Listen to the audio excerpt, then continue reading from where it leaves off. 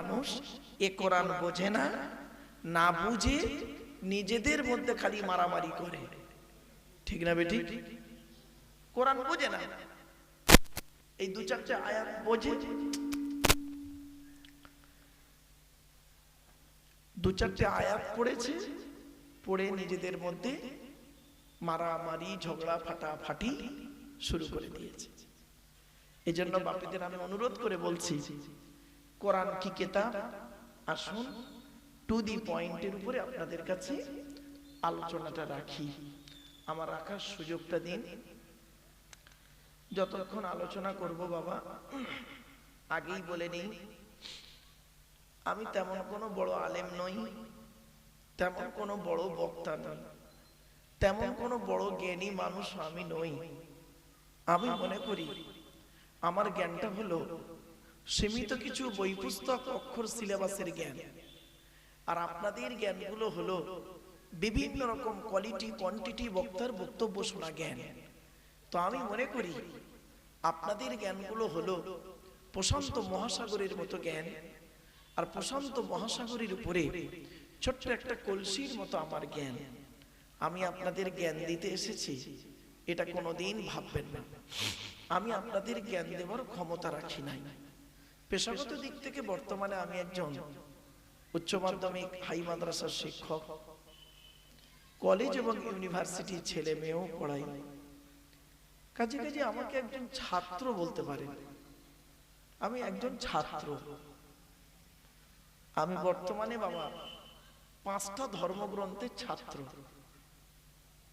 ইহুদিদের ধর্মগ্রন্থের নাম হলো তাওরাত, নাম শুনেছেন? হ্যাঁ বলুন, একটু কথা বলুন। আমার ওয়াজ শুনতে গেলে আমার সঙ্গে কথা বলতে হবে, এটা মাথায় রাখুন, তাহলে বুঝতে পারবেন। নইলে বেকার খালি কামাকে চুম মেরে বসে থাকবেন আর আমি বকে যাব, এটা বক্তব্য হয় না, একতরফা হয়। ইহুদিদের ধর্মগ্রন্থের নাম হলো তাওরাত। সেই তাওরাতের আমি একজন ছাত্র। জবুর কিতাব বলে একটা কিতাব পৃথিবীতে এসেছিল, সেই জবুর কিতাবের আমি একজন ছাত্র। ইনজিল বলে একটা কিতাব এসেছিল, পরবর্তী বিকৃতি ঘটিয়ে তাকে বাইবেল করা হলো, তার দুটো নাম দেওয়া হলো ওল্ড টেস্টামেন্ট নিউ টেস্টামেন্ট। সেই ইনজিল কিতাবের আমি একজন ছাত্র। এবং যারা অমুসলিম ভাই, সনাতন ধর্মের মানুষ, যারা আমার বক্তব্য নিয়মিত শোনেন বা আজকেরও যারা দূর দূরান্ত থেকে শুনছেন, শ্রীমতী ভগবত গীতা, সেই গীতারও আমি একজন ছাত্র। সর্বশেষে বলি, পৃথিবীর শ্রেষ্ঠ কিতাব, শেষ কিতাব, ধর্মগ্রন্থ, তার নাম হলো দি হোলি কোরআন। এই কোরআনের আমি একজন ছাত্র।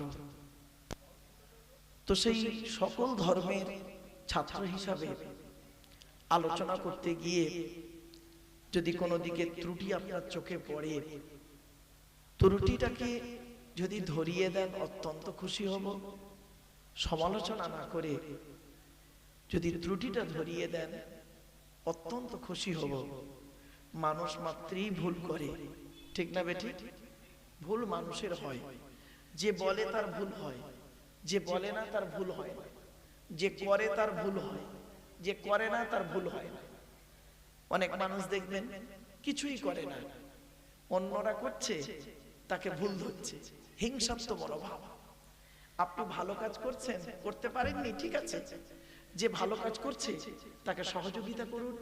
আর সহযোগিতা করতে যদি আপনার হিংসা লাগে, কষ্ট লাগে, তাহলে চুপ করে থাকুন, বিরোধিতা করবেন না।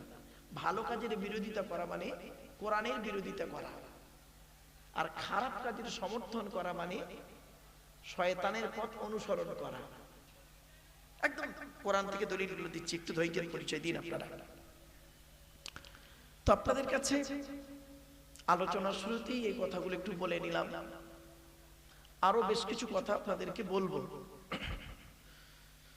আপনারা যখনই জলসা দেবেন, যে কোনো বক্তাকে এনে জলসা দেন, আমার কোনো আপত্তি নেই, দুঃখ নেই।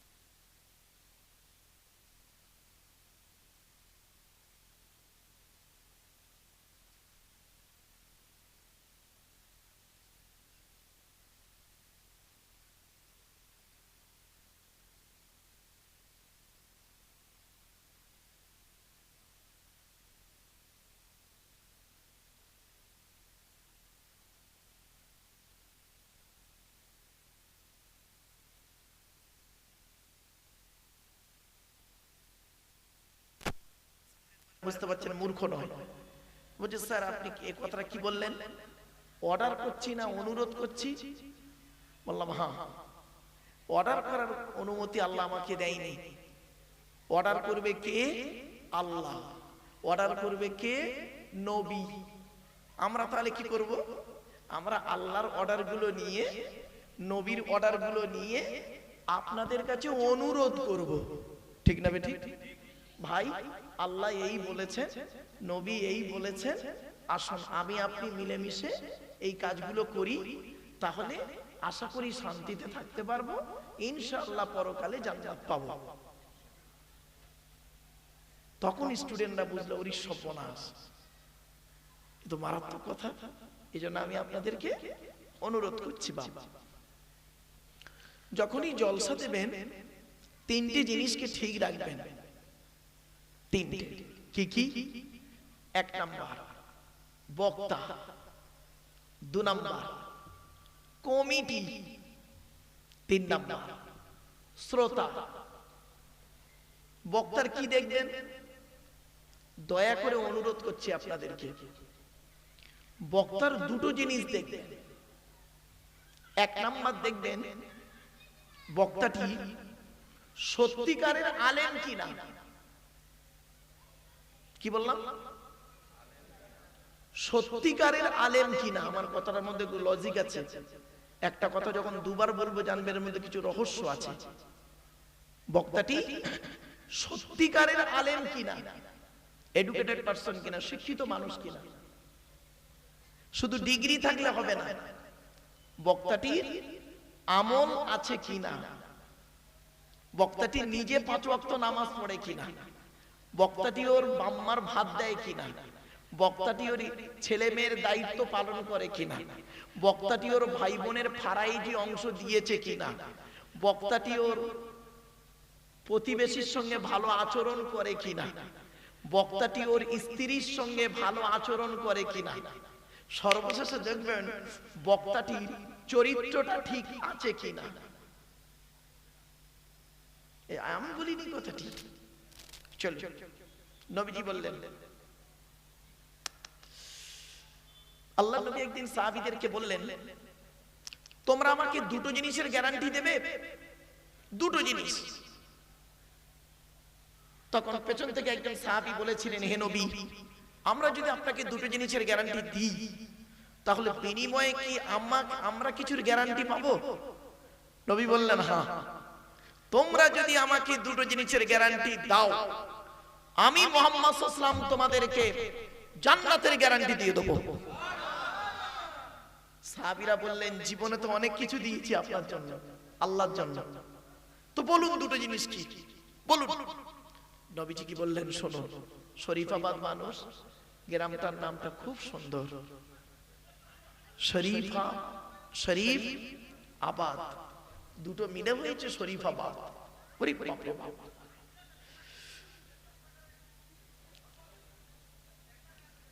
আমার বাপেরা প্লিজ অ্যাটেনশন, এদিকে বাবা।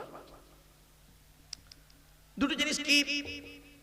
এক নাম্বার নবী বললেন, দুই ঠোঁটের মাঝখানে এই জিভের গ্যারান্টি দাও। হারাম খাবার খাওয়া থেকে জিভটাকে ঠিক করো, বাজে ভাষা বলা থেকে জিভটাকে ঠিক করো, পরনিন্দা পরচর্চা করা থেকে জিভটাকে ঠিক করো। তখন সাহাবীরা সব চুপ, সব সর্বনাশ। পেছন থেকে আরেকজন সাহাবী বললেন, আর একটা কি বলুন? নবীজি বললেন, দুই রানের বীজখানে এই লজ্জাস্থানের গ্যারান্টি দাও। বুখারীর হাদিস। আমার বাবার কথা বলতে আসেন, নানি দাদির গল্প করছি না বাবা, বাস্তবটাকে তুলে ধরছি কোরআন হাদিসের আলোকে। গল্প আকারে বলছি বলে ভাববেন না যিনি গল্প করছেন। রাসূল বললেন, দুই ঠোঁটের মাঝখানে, দুই রানের বীজখানে, এই দুটো জিনিসের গ্যারান্টি তোমরা আমাকে দাও, আমি মুহাম্মদ সাল্লাল্লাহু আলাইহি ওয়াসাল্লাম তোমাদের জান্নাতের গ্যারান্টি দিয়ে দেব। যান বাড়ি চলে যান, ওয়াজ শেষ, বাড়ি চলে যান। গিয়ে দেখবেন হয় ভদ্রলোকের নিচে খারাপ, আর নয় ভদ্রলোকের উপর খারাপ। ঠিক না বেটি? হুকমের কারেন্ট নিয়ে পাকা চালিয়ে তাহাজ্জুদের নামাজ পড়ছে ভদ্রলোক। আল্লাহ রাসূল বলেছেন লানাল্লাহু মান সারাকা মানারাল আরদি, ওই সমস্ত লোকেদের প্রতি আল্লাহর গজব যারা জমির আল চুরি করে করে জমি বাড়িয়ে নেয়। কত আলচর চাচা বসে আছে আল্লাহই ভালো জানে। রাগ করো না বাবা, কথাটা শুনতে হয়তো একটু টক লাগলো। টক কাদের উপকার জানেন? যাদের দেহের মধ্যে ইউরিক অ্যাসিড আছে তাদের একটু টকটা উপকার। কথাটা শুনতে হয়তো একটু তিতো লাগলো। তিতো কাদের উপকার জানেন? যারা সুগার রোগী ওদের একটু উপকার। জ্ঞানী গুণী বুদ্ধিজীবী মানুষ ছোট না কি যাই, একটা একটা করে বলার সুযোগ দিন। তো এক নাম্বার হলো বক্তা। হয়তো আপনাদের মনে প্রশ্ন জাগতে পারে, এই লোকটা এরকম কথা বললো কেন? বাবা, কত বক্তা আছে গো বাবা, 5 ওয়াক্ত নামাজ পড়ে না, রমজান মাসে রোজা রাখে না। কত বক্তা আছে বাবা, বিড়ি সিগারেট খায়, আর পান তেরেঙ্গা খৈনি গুটকা শান্তি অশান্তি বিমল সিগনেচার গুল খৈনি এতে অ্যাভেলেবেল। কুল্লু মুস্কিরিন হারামুন, নবী বলেছেন প্রত্যেকটা নেশাদ্রব্য জিনিস মস্তিষ্কের বিকৃতি ঘটা, ওটা হলো হারাম। যেই ব্যক্তি খাক, পিসা মরিচা মুক্তিচা মীমাংসা বক্তা সাহেব, যে সাহেবই খাক না কেন, অন্যায় অন্যায় অন্যায় অন্যায়। পীর সাহেব বলে মুফতি সাহেব বলে অন্যায় করবে, সেটাকে অ্যাকসেপ্ট করবেন? এটা কোরআন বলে না। কোরআন কি বলছে? ওয়াইজা কুলতুম ফাদিলু, তুমি যখন কথা বলবে ন্যায় কথা বলবে, ন্যায্য কথা বলবে। ওয়ালাউ কানা যা কুরবা, যদি ওই ব্যক্তি তোমার নিকটবর্তী হয়। ওসব দেখো না, ওসব দেখো না। কে তোমার আত্মীয়, অন্যায় করেছে, অন্যায়কে অ্যাকসেপ্ট করবে, সাপোর্ট করবে, তুমি জাহান্নামী, সে তুমি যেই শ্রেণী হও। এই জন্য অনুরোধ করে বলে যাচ্ছি, গালে দাড়ি রাখার নাম শুধু মুসলমান নয়, মাথায় টুপি দেবার নাম শুধু মুসলমান নয়। যদি গালে দাড়ি রাখার নাম মুসলমান হতো, আমার গালে কি দাড়ি দেখতে পাচ্ছেন? এই গ্রেট পোটার রবীন্দ্রনাথ ঠাকুরের গালের দাড়িটা আমার দাড়ির থেকে অনেক বড় দাড়ি ছিল। ব্যারিস্টার উমেশচন্দ্র বন্দ্যোপাধ্যায়, সুরেন্দ্রনাথ বন্দ্যোপাধ্যায়, সক্রেটিসের গালে দাড়ি ছিল, রামকৃষ্ণ পরমহংসদেবের গালে দাড়ি ছিল, আসারাম বাবুর গালে দাড়ি আছে, রামদেবের গালেও দাড়ি আছে। মুসলমান না। মাথায় টুপির নাম যদি মুসলমান হতো, আমার মাথায় কি টুপি দেখতে পাচ্ছেন? এ গ্রেট ন্যাশনাল হিরো, যিনি বলেছিলেন give me blood I shall give you freedom, Netaji Subhash Chandra Bose, যিনি বলেছিলেন তোরা আমাকে রক্ত দে আমি তোদের স্বাধীনতা দেব, তারও মাথায় টুপি ছিল। পণ্ডিত জওহরলাল নেহেরু মাথায় টুপি দিতেন, আন্না হাজারও মাথায় টুপি দিত। শুধু তাই নয়, পাঞ্জাবিরাও পাগড়ি পরে। যদি আপনার ধারণা হয় লজ্জাস্থানের আঘাত চামড়া কাটার নাম হলো মুসলমান, তাহলে আপনাকে বলে দিচ্ছি, শুনে নিন। এই পুরুষ লিঙ্গের আঘাত চামড়া সর্বপ্রথম কে কেটেছিল জানেন? শুনে নিন। 82 বছর বয়সে জঙ্গলে কুড়ুল দিয়ে নিজে নিজে আল্লাহর হুকুমে হযরতে ইব্রাহিম খলিলুল্লাহ, ইতিহাসটা জানো না? তো ইব্রাহিম নবীর সুন্নতটাকে আমল করা হয়। ইহুদিরা করে, খ্রিস্টানরা করে, মুসলমানরা করে, অমুসলিমরা করে, ইত্যাদি ইত্যাদি। পুরুষ লিঙ্গের আঘাত চামড়া কাটার নাম শুধু মুসলমান নয়, মনে রাখবেন। কেন বললাম শুনবেন? শুনে নিন। সারা পৃথিবীতে সমীক্ষা বলছে 110% অমুসলিম বিভিন্ন কারণে পুরুষ লিঙ্গের আঘাত চামড়া কেটে বাদ দেয়। 140% ইহুদি বিভিন্ন কারণে পুরুষ লিঙ্গের আঘাত চামড়া কেটে বাদ দেয়। 150% খ্রিস্টান বিভিন্ন কারণে পুরুষ লিঙ্গের আঘাত চামড়া কেটে বাদ দেয়। 99.9% 100% বলবেন না। নেপালে গিয়ে বুঝতে পেরেছি মুসলমানদের অবস্থা কি। ভারতবর্ষ, নেপাল, বাংলাদেশ ঘোরা মানুষ তো, বাস্তবটাই বললাম। 199.9% মুসলমান বিভিন্ন কারণে পুরুষ লিঙ্গের আঘাত চামড়া কেটে বাদ দেয়। এখন পুরুষ লিঙ্গের আঘাত চামড়া কাটলেন কেন? চলো মেডিকেল সায়েন্স কি বলছে দেখি। মেডিকেল সায়েন্স বলছে, কোন পুরুষ যদি তার পুরুষ লিঙ্গের আঘাত চামড়া কেটে বাদ দেয়, কমসে কম এই পৃথিবীতে 3টে রোগ থেকে সে বেঁচে থাকতে পারবে। এক নাম্বার সিফিলিস, নামটা মনে রাখুন, সিফিলিস। 2 number gonorrhoea. 3 নাম্বার ওই জায়গার ক্যান্সার থেকে বেঁচে থাকতে পারবে। তা আপনি কোন ধর্মের মধ্যে আছেন বুঝতে পারছেন?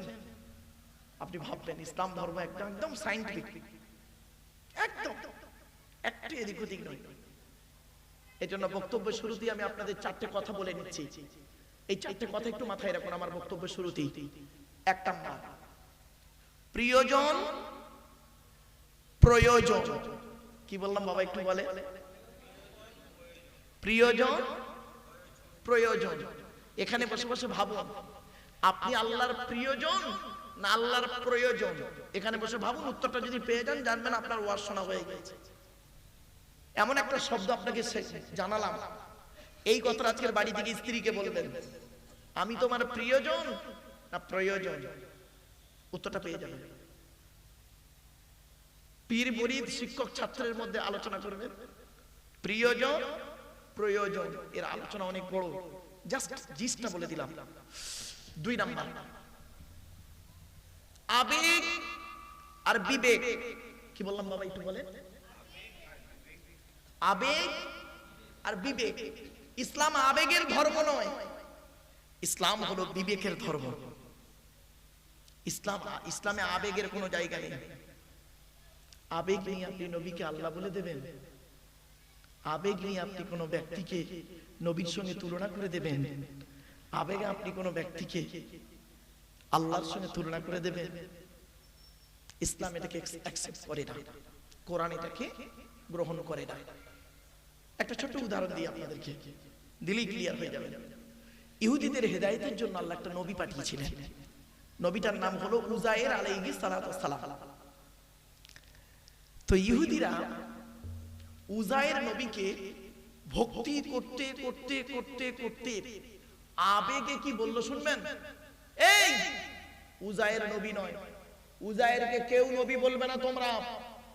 বলল কি? উজায়ের আল্লাহর বেটা। নাউজুবিল্লাহ বলে। দেখলেন আবেগ কোথায় নিয়ে চলে গেল, বেঈমান হয়ে গেল। আবার খ্রিস্টানদেরকে, নাসারাদের কাছে আল্লাহ একজন নবী পাঠিয়েছিলেন, নবীটার নাম হলো ঈসা নবী, জানেন? ওরা আবার এই ইহুদিদের থেকে আরো একটু বাড়া, কোরআনে আছে সালিসুন সালাসা, 3 দলে বিভক্ত হলো। একদল বলল এই ঈসা নবী নয়, ঈসাকে কেউ নবী বলবে না। তো বলে ঈসা কি? বলে ঈসা নিজেই আল্লাহ। নাউজুবিল্লাহ। দেখেছেন আবেগ কোথায় নিয়ে যাচ্ছে? আর একদল বলল ঈসা আল্লাহ হলে তাদের দেরিতে এলো কেন? তবে তোরা কি বলছিস? বলছি ঈসা আল্লাহর বেটা। নাউজুবিল্লাহ। আর একদল কি বলল শুনুন, আর একদল বলল ঈসা আল্লাহও নয় আল্লাহর বেটাও নয়, তবে কে? ঈসা হলো আল্লাহর নবী, আল্লাহর বান্দা।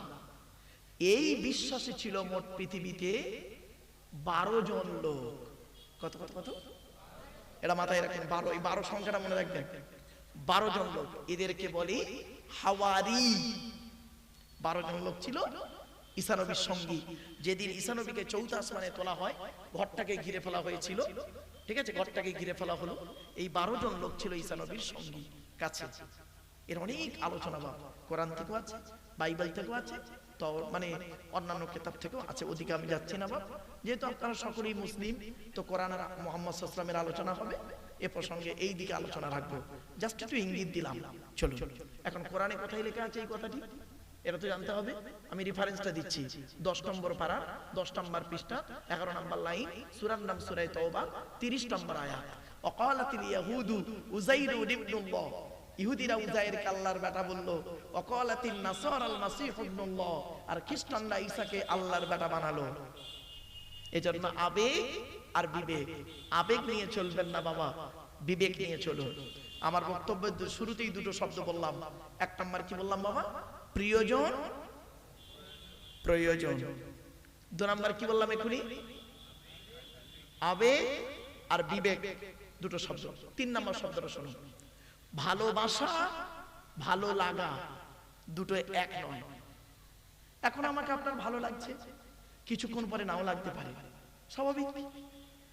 এজন্য ভালোবাসা হলো আলাদা, চিরস্থায়ী, আর ভালো লাগাটা হলো ক্ষণস্থায়ী। আমার বাপেরা, ওয়াজ শোনার লোকের অভাব, আওয়াজ শোনার লোকের অভাব নেই। ম্যাক্সিমাম হাই স্কুল কলেজগুলোতে যাই তো, এমনি জলসা এখন কম করি, হাই স্কুল কলেজগুলোতে একটু বেশি যাই, আল্লাহ নিয়ে যায়। তো সেখানে দেখেছি তার এই কথাগুলোকে খুব মনোযোগ সহকারে অ্যাটেনশন নিয়ে শোনেন। ভালোবাসা, ভালো লাগা, ইসলাম ভালোবাসার ধর্ম, ভালো লাগার ধর্ম নয়, ঠিক না বেটা? ইসলাম এমন ধর্ম নয়, কোরআন হাদিস এমন নয় এখন আপনার ভালো লাগছে আর 3 দিন পরে খারাপ লাগবে, এরকম। আমি কি বোঝাতে পারছি আপনাদের? আচ্ছা বাবা, আমার কথা আপনারা বুঝতে পারছেন? একটু দয়া করে বলুন না বাবা, বুঝতে পারছেন তো? শোনেন, ওয়াজটা কি জানেন? ওয়াজটা কি? শুনে বুঝে আমল করার নাম হলো ওয়াজ। শুনে বুঝে আমল করা। আপনি শুনবেন বুঝবেন না, তাহলে বেকার। আর শুনলেন বুঝলেন আমল করলেন না, তাও বেকার। তাহলে শুনতে হবে ভালোভাবে, বুঝতে হবে ভালোভাবে, প্র্যাকটিক্যাল আমলটা করতে হবে ভালোভাবে, তবেই হবে আপনি খাঁটি মোমেন। খাঁটি মোমেন হবেন, তবেই আপনি খাঁটি মোমেন। চলো এবার আসছে শেষ শব্দ, 4 নম্বর শব্দটি খুব গুরুত্বপূর্ণ শব্দ। আমি আপনাদেরকে অনুরোধ করছি এই 4 নম্বর শব্দটাকে খুব গুরুত্ব দিয়ে একটু শুনুন প্লিজ। ইতিহাস পরিহাস। কি বললাম? আচ্ছা, ইতিহাস মানে জানেন বিখ্যাত, আর পরিহাস মানে কি জানেন? ঠাট্টা, ঠাট্টা করা, তুচ্ছ তাচ্ছিল্য করা। বলে না ওকে পরিহাস করছে, তার মানে কি? ঠাট্টা করছে, তুচ্ছ করছে, তাচ্ছিল্য করছে।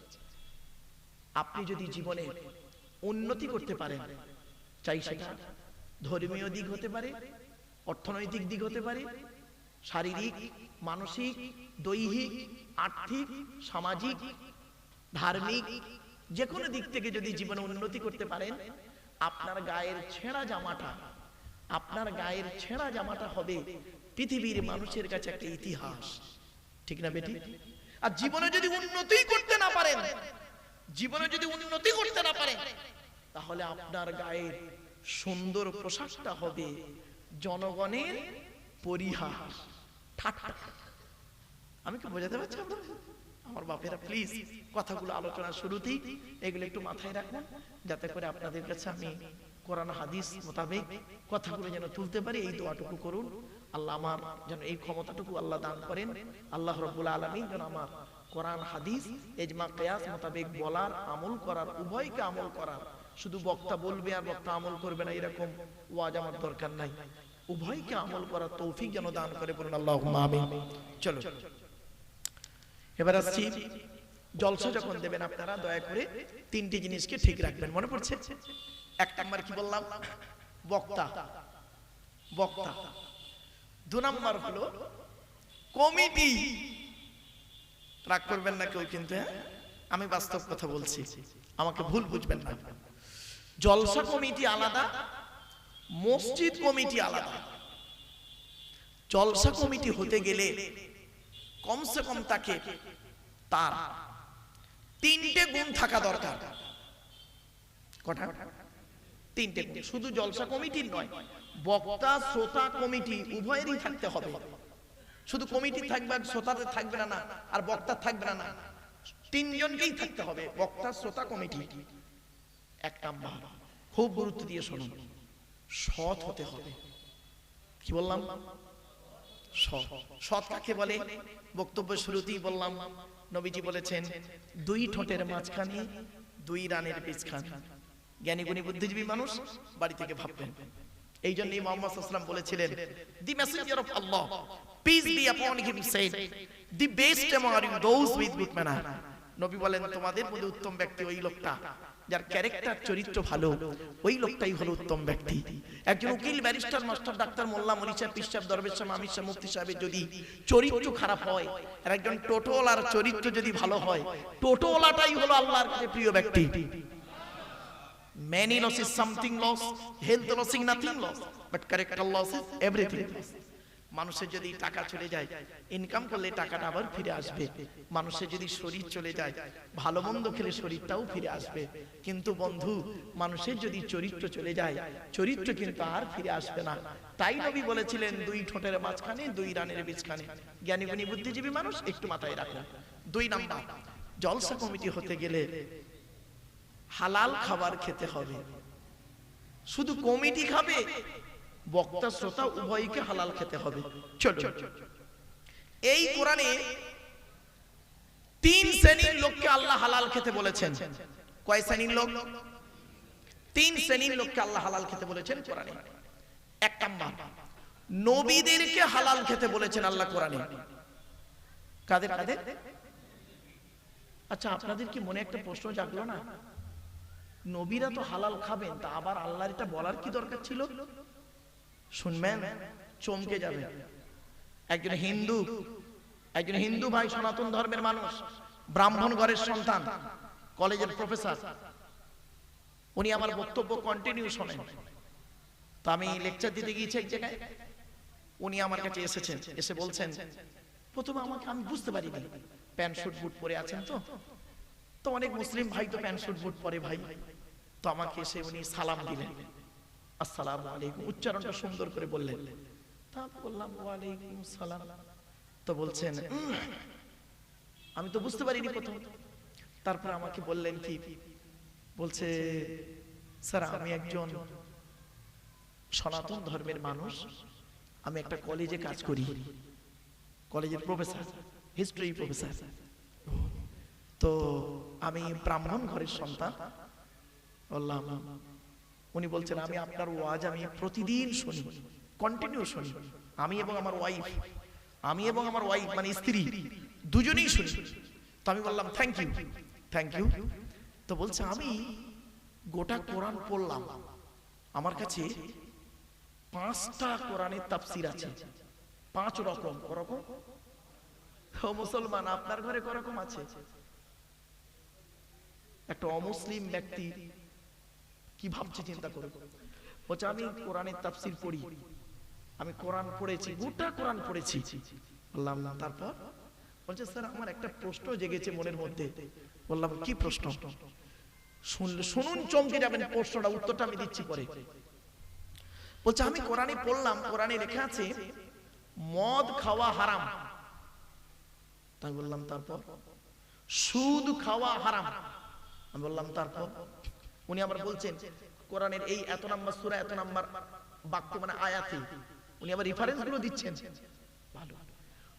শুকরের মাংস খাওয়া হারাম। বলছে, তারপর? বলছে, কোরআনে লেখা আছে দেখলাম মিথ্যা কথা বলা হারাম। তো এটা কাদের জন্য?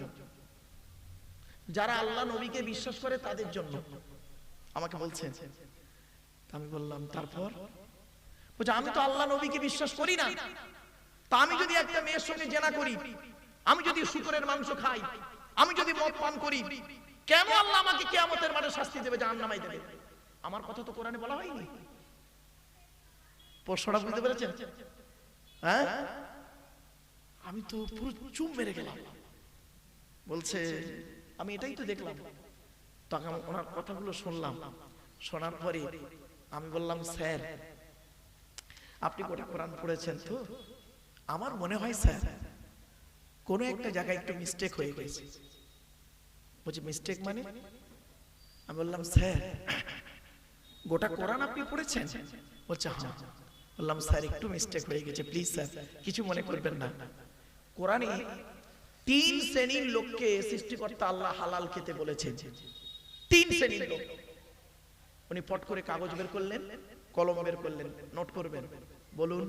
তাই বললাম, স্যার আপনি এই 3 শ্রেণীর মধ্যে পড়েন কিনা দেখি, তাহলে আপনি হালাল খাবেন কি হারাম খাবেন আপনার ব্যক্তিগত ব্যাপার। বলে বলুন। তা আমি বললাম, স্যার কোরআনে বলা হয়েছে সর্বপ্রথম নবী রাসূলদেরকে আল্লাহ হালাল খেতে বলেছেন। পট করে উনি বললেন, আরে নবী রাসূলরা তো হালাল খাবেন, তাই এটা আল্লাহ ডবল করে বলার কি দরকার ছিল?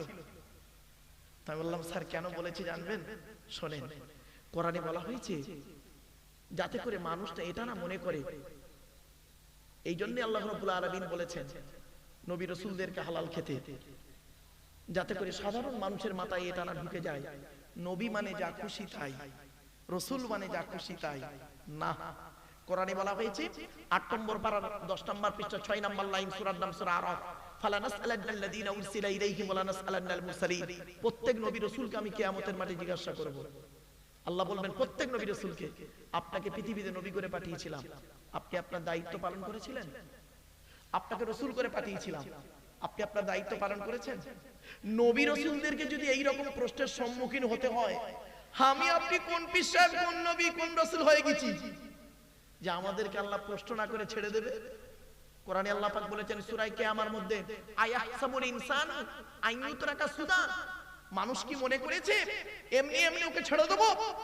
কড়াই গন্ডায় হিসাব নেব, হিসাব নিয়ে যদি ভালো বুঝি তো ছাড়বো, নইলে দাঁড় করিয়ে রাখবো, দাঁড়া তোর ঠিকানা জাহান্নাম হবে, দাঁড়া বিচারা, দাঁড়া। কোথায় আছেন আপনি? তখন উনি লিখতে শুরু করলেন। বললাম শোনো, কোরআনে সর্বপ্রথম নবী রাসূলদেরকে কোথায় হালাল খেতে বলেছে? আচ্ছা বাবা, টেনে টেনে বলছি না বলে অসুবিধা হচ্ছে? হ্যাঁ, আসলে কি জানেন, মানুষ আছে না এখন বর্তমানে ওয়াজের দুটো খুব মানে অ্যাটেনশন খুব বেশি, দূর আর সুর। কি বললাম? দূর আর সুর। দেখতেন এখানে কটা লোক বসে আছেন আপনারা, একদম এটা ঈদগাহ নাকি বাপ না মসজিদেরই অংশ? ঈদগাহ। এই ঈদগাহ ভর্তি হয়ে যেত, মসজিদের ভর্তি হয়ে যেত, লোকের জায়গা দিতে পারতেন না। কি করতেন? যদি এখানে একটা লোকের নাম লিখে দিলেন, যাইতাই লোকের নাম, ধরুন নামটা বলেছি, একটা যাইতাই নাম, হাফেজ কারি মাওলানা মুফতি হাজী শেখ সৈয়দ আবুল কালাম খামখেয়ালী আজাদির মাতাল মোল্লা, লিখে দিয়ে ওই নামের পাশে যদি লিখে দিতেন একটা শব্দ আফ্রিকা। কি বললাম? আফ্রিকা।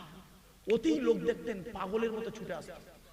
দেখা যাবে যে লোকটা এসেছে সে আলেম নয়, আফ্রিকায় ছাগল চড়ায়, কিন্তু ওই অ্যাটেনশন দূর, দূরের বক্তা অ্যাটেনশন। আর আরেকটা কি হয় জানেন, সুরের বক্তা। এই জন্য দূর আর সুরের দিকে না তাকিয়ে বাপ আমার আওয়াজের দিকে না তাকিয়ে ওয়াজের দিকে ফলো করুন। আমার বলার অনুমতি চলো। তবে এটা টাইম আসছে, একটু মালটা গরম হয়ে যাক, টেনে টেনে দিচ্ছি বাবা, চিন্তা নেই, 2-5 মিনিট যাক না, আসছি। কোরআনের লেখা আছে নবী রাসূলদেরকে হালাল করতে হবে। আয়াতটা কোথায় শুনে নিন, উনি নোট করছেন 18 নম্বর পারা। কত নম্বর পারা? এগুলো মনে রাখবেন। 18 নম্বর পারা 4 নম্বর পৃষ্ঠা 9 নম্বর লাইনে, সূরার নাম সূরা মুমিনুনের 51 নম্বর আয়াতে আল্লাহ বলছেন ইয়া আইয়ুহার রাসূল। রাসূল নয়, রাসূল হলো এক বচন সিঙ্গুলার, ওর বহু বচন হলো রাসূল প্লুরাল। এই জন্য এক বচন বহু বচনের জ্ঞান যদি না থাকে তো সব গেল। ইয়া আইয়ুহার রাসূল, হে রাসূলগণ, কুলু মিনাত তাইয়্যিবাতি ওয়া আমালু সলিহা, হে রাসূলগণ আপনারা পৃথিবীতে হালাল খাবার খান আর পৃথিবীতে ভালো ভালো কাজগুলো করবেন। তাহলে নবী রাসূলদেরকে কি বললেন? হালাল খেতে বললেন, আর কি বললেন ভাই বলুন? ভালো ভালো কাজগুলো করতে বললেন। নবী রাসূলরা তো ভালো কাজ করবেন, তা সত্ত্বেও আল্লাহ বললেন কেন? পরের আয়াতে বলে, ওই আয়াতের মধ্যেই বলছে ইন্নী বিমা তা'মালুনা আলীম, আপনারা পৃথিবীতে যা যা করেন সব খবর নিশ্চয়ই আমি আল্লাহ জানি। কি ভাবলেন? তখন উনি আমাকে ফট করে বললেন, স্যার আমি নবীও নয় রাসূলও নয়। তাই বললাম, স্যার আমিও নবীও নয় রাসূলও নয়। বলে 1 নাম্বারটা বাদ, ঠিক আছে বাদ, 2য় নাম্বারটা দেখি হয় কি আপনি। আসুন, কোরআনে বলা হয়েছে যারা আল্লাহকে বিশ্বাস করে, নবীকে বিশ্বাস করে, ইসলামিক পরিভাষায় তাদেরকে বলে মুমিন। কি বললাম বাবা? মুমিন। তো আপনারা আল্লাহ নবীকে বিশ্বাস করেন তো? তাহলে আমরা বললাম মুমিন। আমাদের সম্পর্কে কোরআনে হালাল খেতে কোথায় বলেছে দেখি?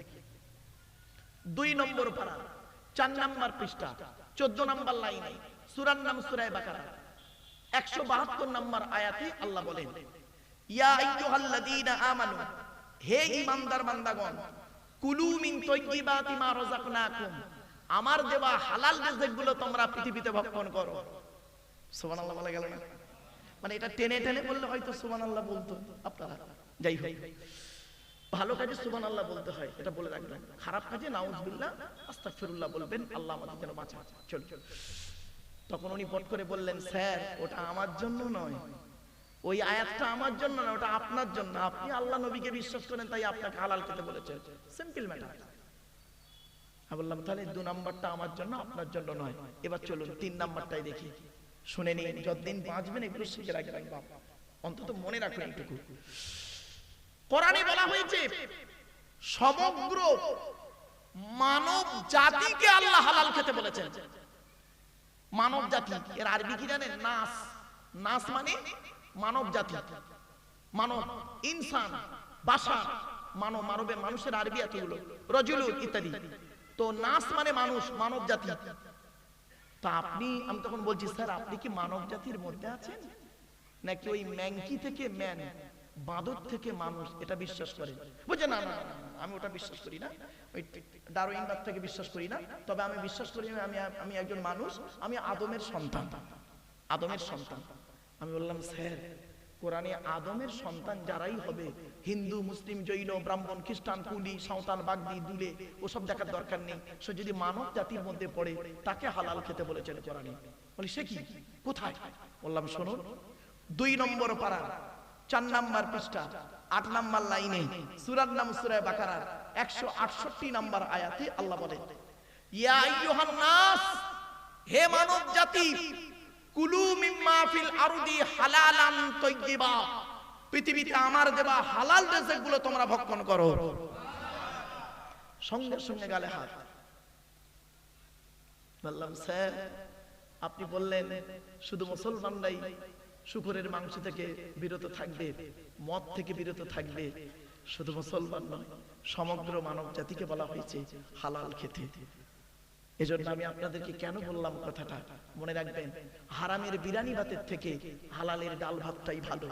এজন্য জলসা কমিটি হতে গেলে বাপ হালাল খাবার খেতে হবে, বক্তা শ্রোতা কমিটি উভয়কেই। 3 নাম্বার আসছি, জলসা কমিটি হতে গেলে 5 ওয়াক্ত নামাজি হতে হবে। শুধু জলসা কমিটি নামাজ পড়বে আর শ্রোতা বক্তা পড়বে না এটা নয়, সকলকে 5 ওয়াক্ত নামাজি হতে হবে। আরে আজকের এশার নামাজ হয়েছে অনেকেই পড়ে না, আমি তো এশার নামাজে এসেছি অনেকক্ষণ আগে, আপনারা বুঝতে পারেননি। অনেক মুরব্বীকে দেখলাম নামাজ পড়তে, অনেক যুবক ভাই তারা পড়লো না। আমার বাপেরা, নামাজ কারোর জন্য মাপ নাই। ছোট্ট একটা উদাহরণ কিছু শুনে নিন।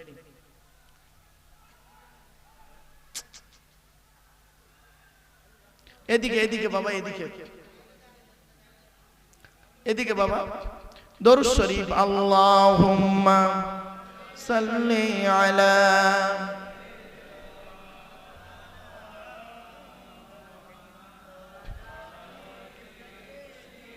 কেউ যাবেন না ওদিকে, কমিটিরা দেখে নেবে। কেউ যাবেন না এদিকে, দরুদ শরীফ, আল্লাহুম্মা সাল্লি আলা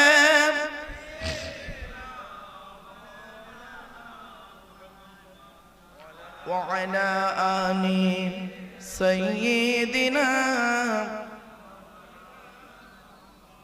এসো তোমরা ইসলামী, এসো তোমরা ইসলামী, হবে যে উজালা, মক্কা মদিনা নবী কামলিওয়ালা। আল্লাহুম্মা সাল্লি আলা,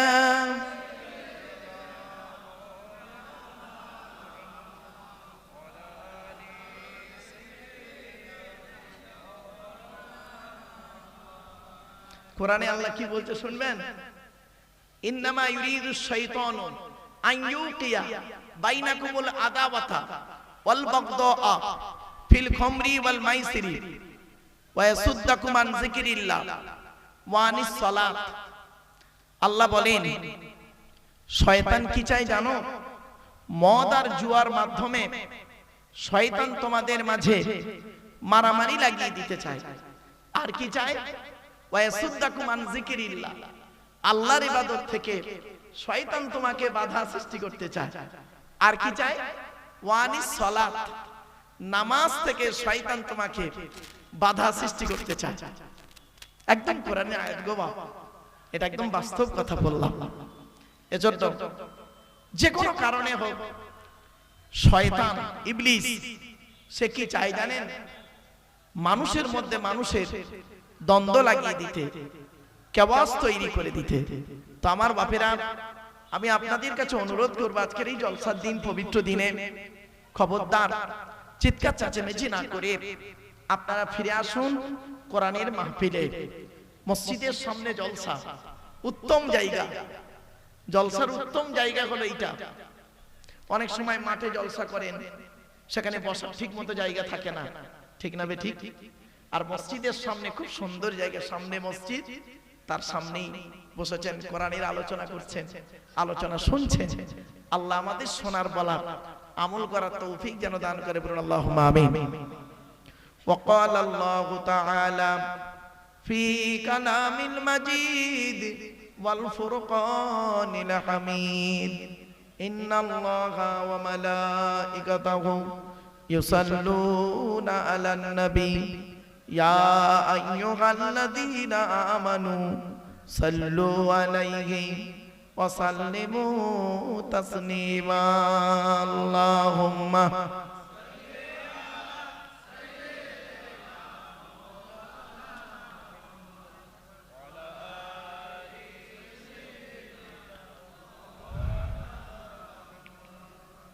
আমার বাপেরা,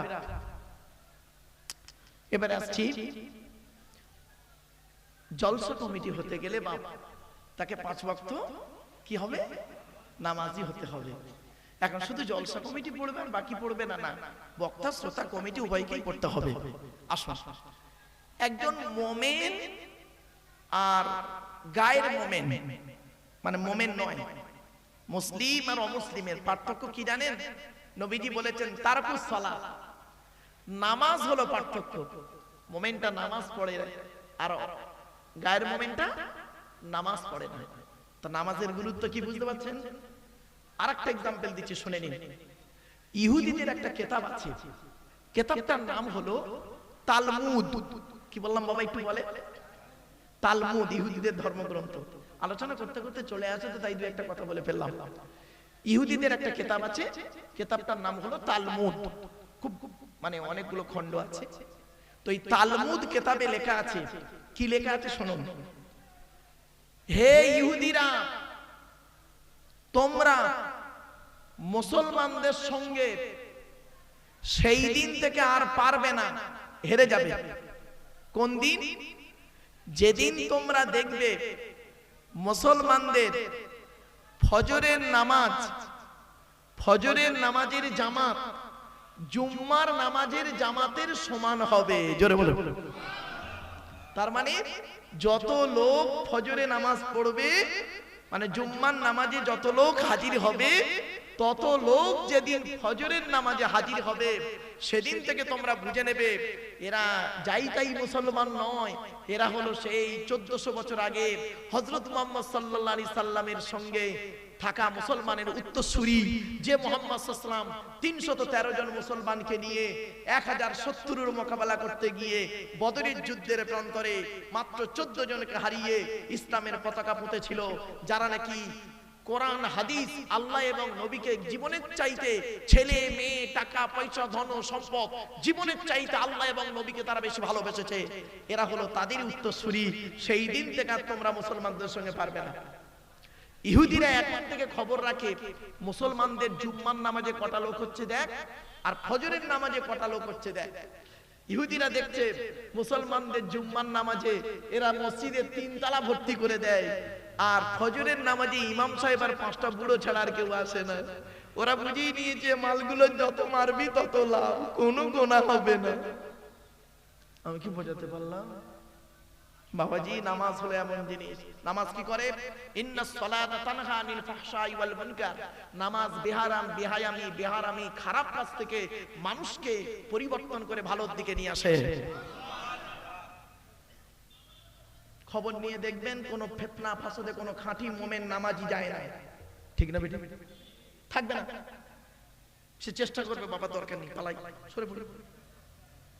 ওয়াইজা খাতাবাহুমুল জাহিলুনা ক্বালু সালামা। তারা তখন বলবো শান্তি থাকো, ঝগড়া মারামারি করো না, চল চল যাই। আমার বাপেরা, এজন্য মুমিন যারা হবে তাদের এগুলো শর্ত আছে গো বাপ, চলে এগিয়ে যাই। এবার আসছি মসজিদ কমিটি। বাবা মসজিদ কমিটি যাকে তাকে করবেন না, গোনা হবে। মসজিদ কমিটি হতে গেলে এই কোরআনে আছে, আমার বাবার কথা নয়, এই কোরআনে আছে কমসে কম 5টা গুণ যার মধ্যে থাকবে সেই ব্যক্তি মসজিদ কমিটি হওয়ার যোগ্য ব্যক্তি। কটা কটা কটা বললো? 5টা গুণ। বলবো কি? হ্যাঁ শুনে, কোরআনের কোথায় লেখা আছে আমি বলে দিচ্ছি। আচ্ছা তার আগে একটা প্রশ্ন করি, মসজিদ কার ঘর? তা মসজিদ যদি মসজিদ আল্লাহর ঘর, তার প্রমাণ কি? সূরা জিনে আল্লাহ বলেছেন ওয়ান্নাল মাসাজিদা লিল্লাহি ফালা তাদউ মাআল্লাহি আহাদা। মসজিদগুলি হলো আল্লাহর জন্য, আল্লাহ ছাড়া অন্য কারোর আরাধনা উপাসনা করিও না। তাহলে বোঝা গেল কি? মসজিদ আল মসজিদু বাইতুল্লাহ, মসজিদ হলো আল্লাহর ঘর। এবার আপনাদের বলি, মসজিদ যদি আল্লাহর ঘর হয় তাহলে মসজিদের কমিটি করবে কে? বলুন, যার ঘর সে, তার মানে কে করবে? আল্লাহ করবে।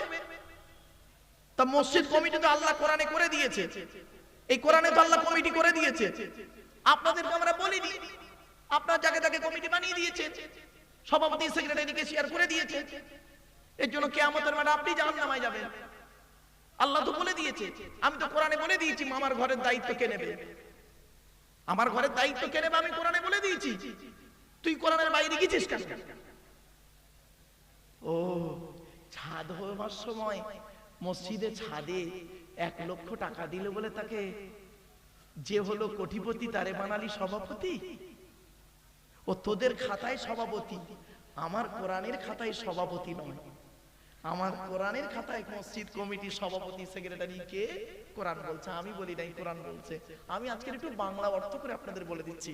কোরআন বলছে ইন্নামা ইয়া'মুরু মাসাজিদাল্লাহি মান আমানা বিল্লাহ ওয়াল ইয়াউমিল আখিরি ওয়া আকামাস সালাতা ওয়া আতাজ যাকাত ওয়া লাম ইয়াখশা ইল্লাল্লাহ ফাআসা উলাইকা আন ইয়াকুনু মিনাল মুহতাদিন। এই আয়াতটি কোথায় আছে? 10 নম্বর পারার 8 নম্বর পৃষ্ঠার 9 নম্বর লাইনে, সূরার নাম সূরা তাওবার 18 নম্বর আয়াতে। বাংলা মানেটা কি? আল্লাহ বলছেন মসজিদ কমিটি কাকে করবি বান্দা শোন, যার মধ্যে কমসে কম 5টা গুণ থাকবে। 1 নাম্বার হলো মান আমানা বিল্লাহ, যে ব্যক্তি আমি আল্লাহকে 100% বিশ্বাস করবে ওই ব্যক্তিকে মসজিদ কমিটি করবি। আল্লাহকে কত পার্সেন্ট বিশ্বাস করতে হবে? 100%। কিরকম বিশ্বাস? শুধু লা ইলাহা ইল্লাল্লাহ বলবেন পাপ মার মানে পার হয়ে গেলেন না। এখানে বসে বসে ভাবুন, এখানে বসে বসে ভাবুন, আমার পৃথিবীতে কেউ নেই একমাত্র আমার আল্লাহর নবী ছাড়া। এখানে বসে ভাবুন, আপনার স্ত্রী আপনার আপন নয়, আপনার স্বামী আপনার আপন নয়। এখন স্ত্রী আপন নয়, তার কি প্রমাণ? কোরআন থেকে দিচ্ছি, কোরআন থেকে দিচ্ছি। ইয়াউমা ইয়াফিরুল মারউ মিন আখিহি ওয়া উম্মিহি ওয়া আবিহি ওয়া সাহিবাতিহি ওয়া বানিহি।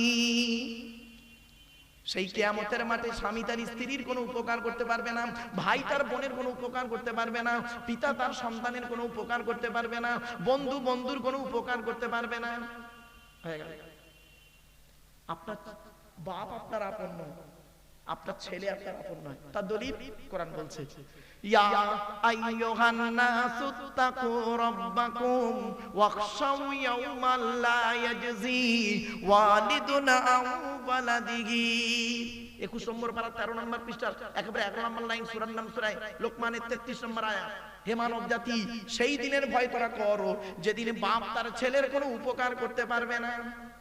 তাহলে বাপও আপন নয়, স্ত্রীও আপন নয়, ভাইও নয়, বোনও নয়। তাহলে আপন কে? একমাত্র আল্লাহ। এখানে বসে বসে ভাবুন, এই পৃথিবীতে আমার কেউ নেই, একমাত্র আমার আল্লাহ যদি আমার সহায়তা থাকে আমার আর কারোর প্রয়োজন নেই। কিছু বুঝতে পারছেন? আপনি লোকের উপরে নির্ভর করেন, আর যারা খাঁটি মুমিন হয় তারা ভরসা করে কার উপরে? জোরে বলুন, ওয়া আলাল্লাহি ফালিয়াতাওয়াক্কালিল মুমিনুন। মুমিনরা একমাত্র আল্লাহর উপরে ভরসা করে। আপনি টাকা পয়সা ব্যবসা বাণিজ্য ছেলে মেয়ের উপরে নির্ভরশীল, কিন্তু যারা খাঁটি মুমিন হবে আল্লাহ বলছেন ইজা আযামতা ফাতাওয়াক্কাল আলাল্লাহ ইন্নাল্লাহা ইউহিব্বুল মুতাওয়াক্কিলিন। 4 নম্বর পারা 10 নম্বর পৃষ্ঠা 3-4 নম্বর লাইন, সূরার নাম সূরা ইমরান। আল্লাহ বলছে বান্দা তুই যখন কোনো কাজ করতে যাবি, বান্দা তুই যখন কোনো কাজ করতে যাবি পৃথিবীর কোনো ব্যক্তি বস্তুর উপরে ভরসা করে কাজে নামবি না, একমাত্র তুই আল্লাহর উপরে ভরসা করে কাজে নামবি। যারা আল্লাহর উপরে ভরসা করে কাজে নামে আমি আল্লাহ তাদের অত্যন্ত ভালোবাসি। ও জলসা কমিটির ভাইরা বাবাজিরা, জলসা দেবেন কোন ব্যক্তির উপরে ভরসা করে নয়, জলসা দেবেন আল্লাহ রাসূলের ভালোবাসায়, আল্লাহর ভালোবাসায়, কবরবাসীর উদ্দেশ্যে ইসালে সওয়াব। আমার ভাষা বুঝতে পারছেন বাপেরা? বাপ মরে গেছে, মা মরে গেছে, চাচা চাচি নানা নানি দাদা দাদি খালা খালু ফুপা ফুফু মামা মামি শ্বশুর শাশুড়ি স্বামী স্ত্রী চলে গেছে, তাদের আত্মার কল্যাণের জন্য রুহে মাগফিরাতের জন্য কোরআনের মাহফিল দেওয়া। জলসা যখন দেবেন পৃথিবীর কোন ব্যক্তি বস্তুর উপরে ভরসা করতে হবে না। আল্লাহ বলে বান্দা আমার উপরে ভরসা করে তুই আমার কাজে নামবি, আমার কোরআনের আলোচনা শুনবি, করবি, শুনবি, শোনাবি, আমি আল্লাহ তোর দায়িত্ব নিয়ে নেব। মাল্লা বলো মাওলা পালা বলো কুল, যে ব্যক্তি আল্লাহর হয় আল্লাহ তারও হয়ে যায়। খাঁটি খাঁটি ঈমান কাকে বলে একটা বলবো, একটা উদাহরণ দেবো। খাঁটি ঈমান কাকে বলে? এই দেখেন একটা ছোট্ট উদাহরণ, একদম সঠিক উদাহরণটা দিচ্ছি, বুঝে নেন। আপনারা কোনোদিন আজমির শরীফ বলে একটা জায়গা আছে, গেছেন? গেছেন? আমি আজমির শরীফে বহুবার গেছি, ওখানে জলসাও করে এসেছি।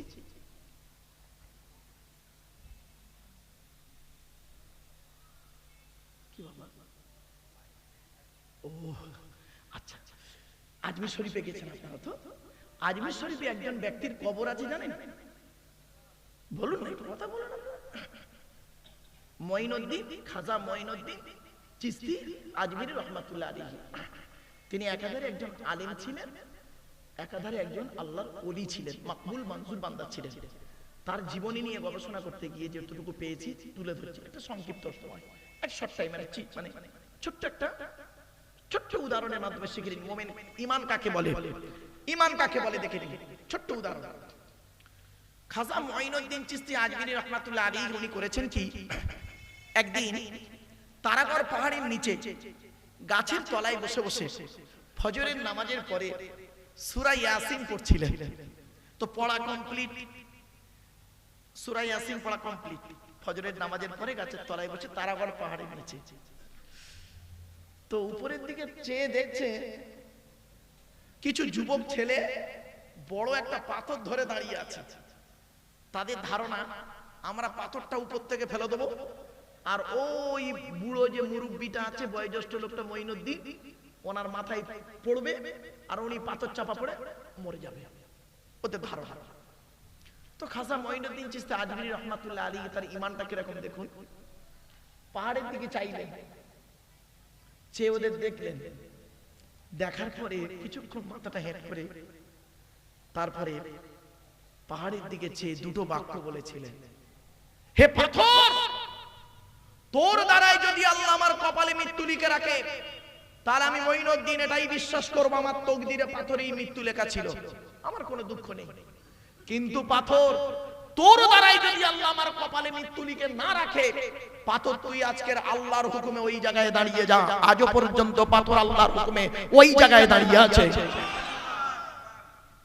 কোথায় আছেন আপনি? এরই নাম খাঁটি ঈমান। আর অনেক উদাহরণ আছে, জাস্ট আপনাকে এই আমি বললাম না মসজিদ কমিটি হতে গেলে এক নাম্বার খাঁটি মুমিন হতে হবে, সেইটার উদাহরণ একটু দিলাম একজন আল্লাহর ওলির উদাহরণকে সামনে রেখে। চল চল, এখান থেকে আবার অন্য খারাপ ধারণা করতে যাবেন না আমার প্রতি। অনেকে আবার অনেক রকম মন্তব্য করে। আমি এই জন্য বলি বাবা, কার কিছু জানার থাকলে আমাকে ডাইরেক্ট বলবেন, যেটা বললেন কেন, কি কারণ, কি বৃত্তান্ত। চলে যাওয়ার পরে চায়ের দোকানে বসে লোকের গোঁজা মারবেন, এতে করে পাপ হবে। চলে, বাস্তব জীবন থেকে একটা উদাহরণ দিলাম। এবার আসছে 2 নাম্বার, মসজিদের দায়িত্ব তারাই নেবে ওয়ালিয়াউমিল আখিরিন। কিয়ামতকে যারা 100% বিশ্বাস করবে, 100% কিয়ামতকে বিশ্বাস করবে। কিরকম বিশ্বাস করবে? এখানে বসে বসে একটু ভাবুন, প্রত্যেকেই ভাবুন, আল্লাহ, কবরে শুতে হবে, আমি যদি লোকের মেরে খাই তাহলে আমাকে কবর ছাড়বে না। আল্লাহ ছাড় দেয়, ছেড়ে দেয় না, ঠিক না বেটি? এখানে বসে বসে ভাবুন, আর ভাবতে ভাবতে চোখের পানি ফেলুন। এটাই হবে আপনার খাঁটি মুমিনের পরিচয়।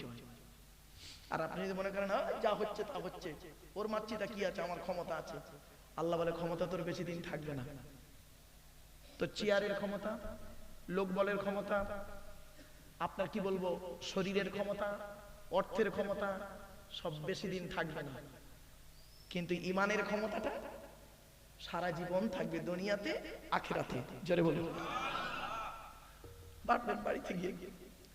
3 নাম্বার হলো মসজিদ কমিটি ওই লোকটা হবে ওয়া আকামাস সালাত, 5 ওয়াক্ত নামাজ আদায় করবে যারা।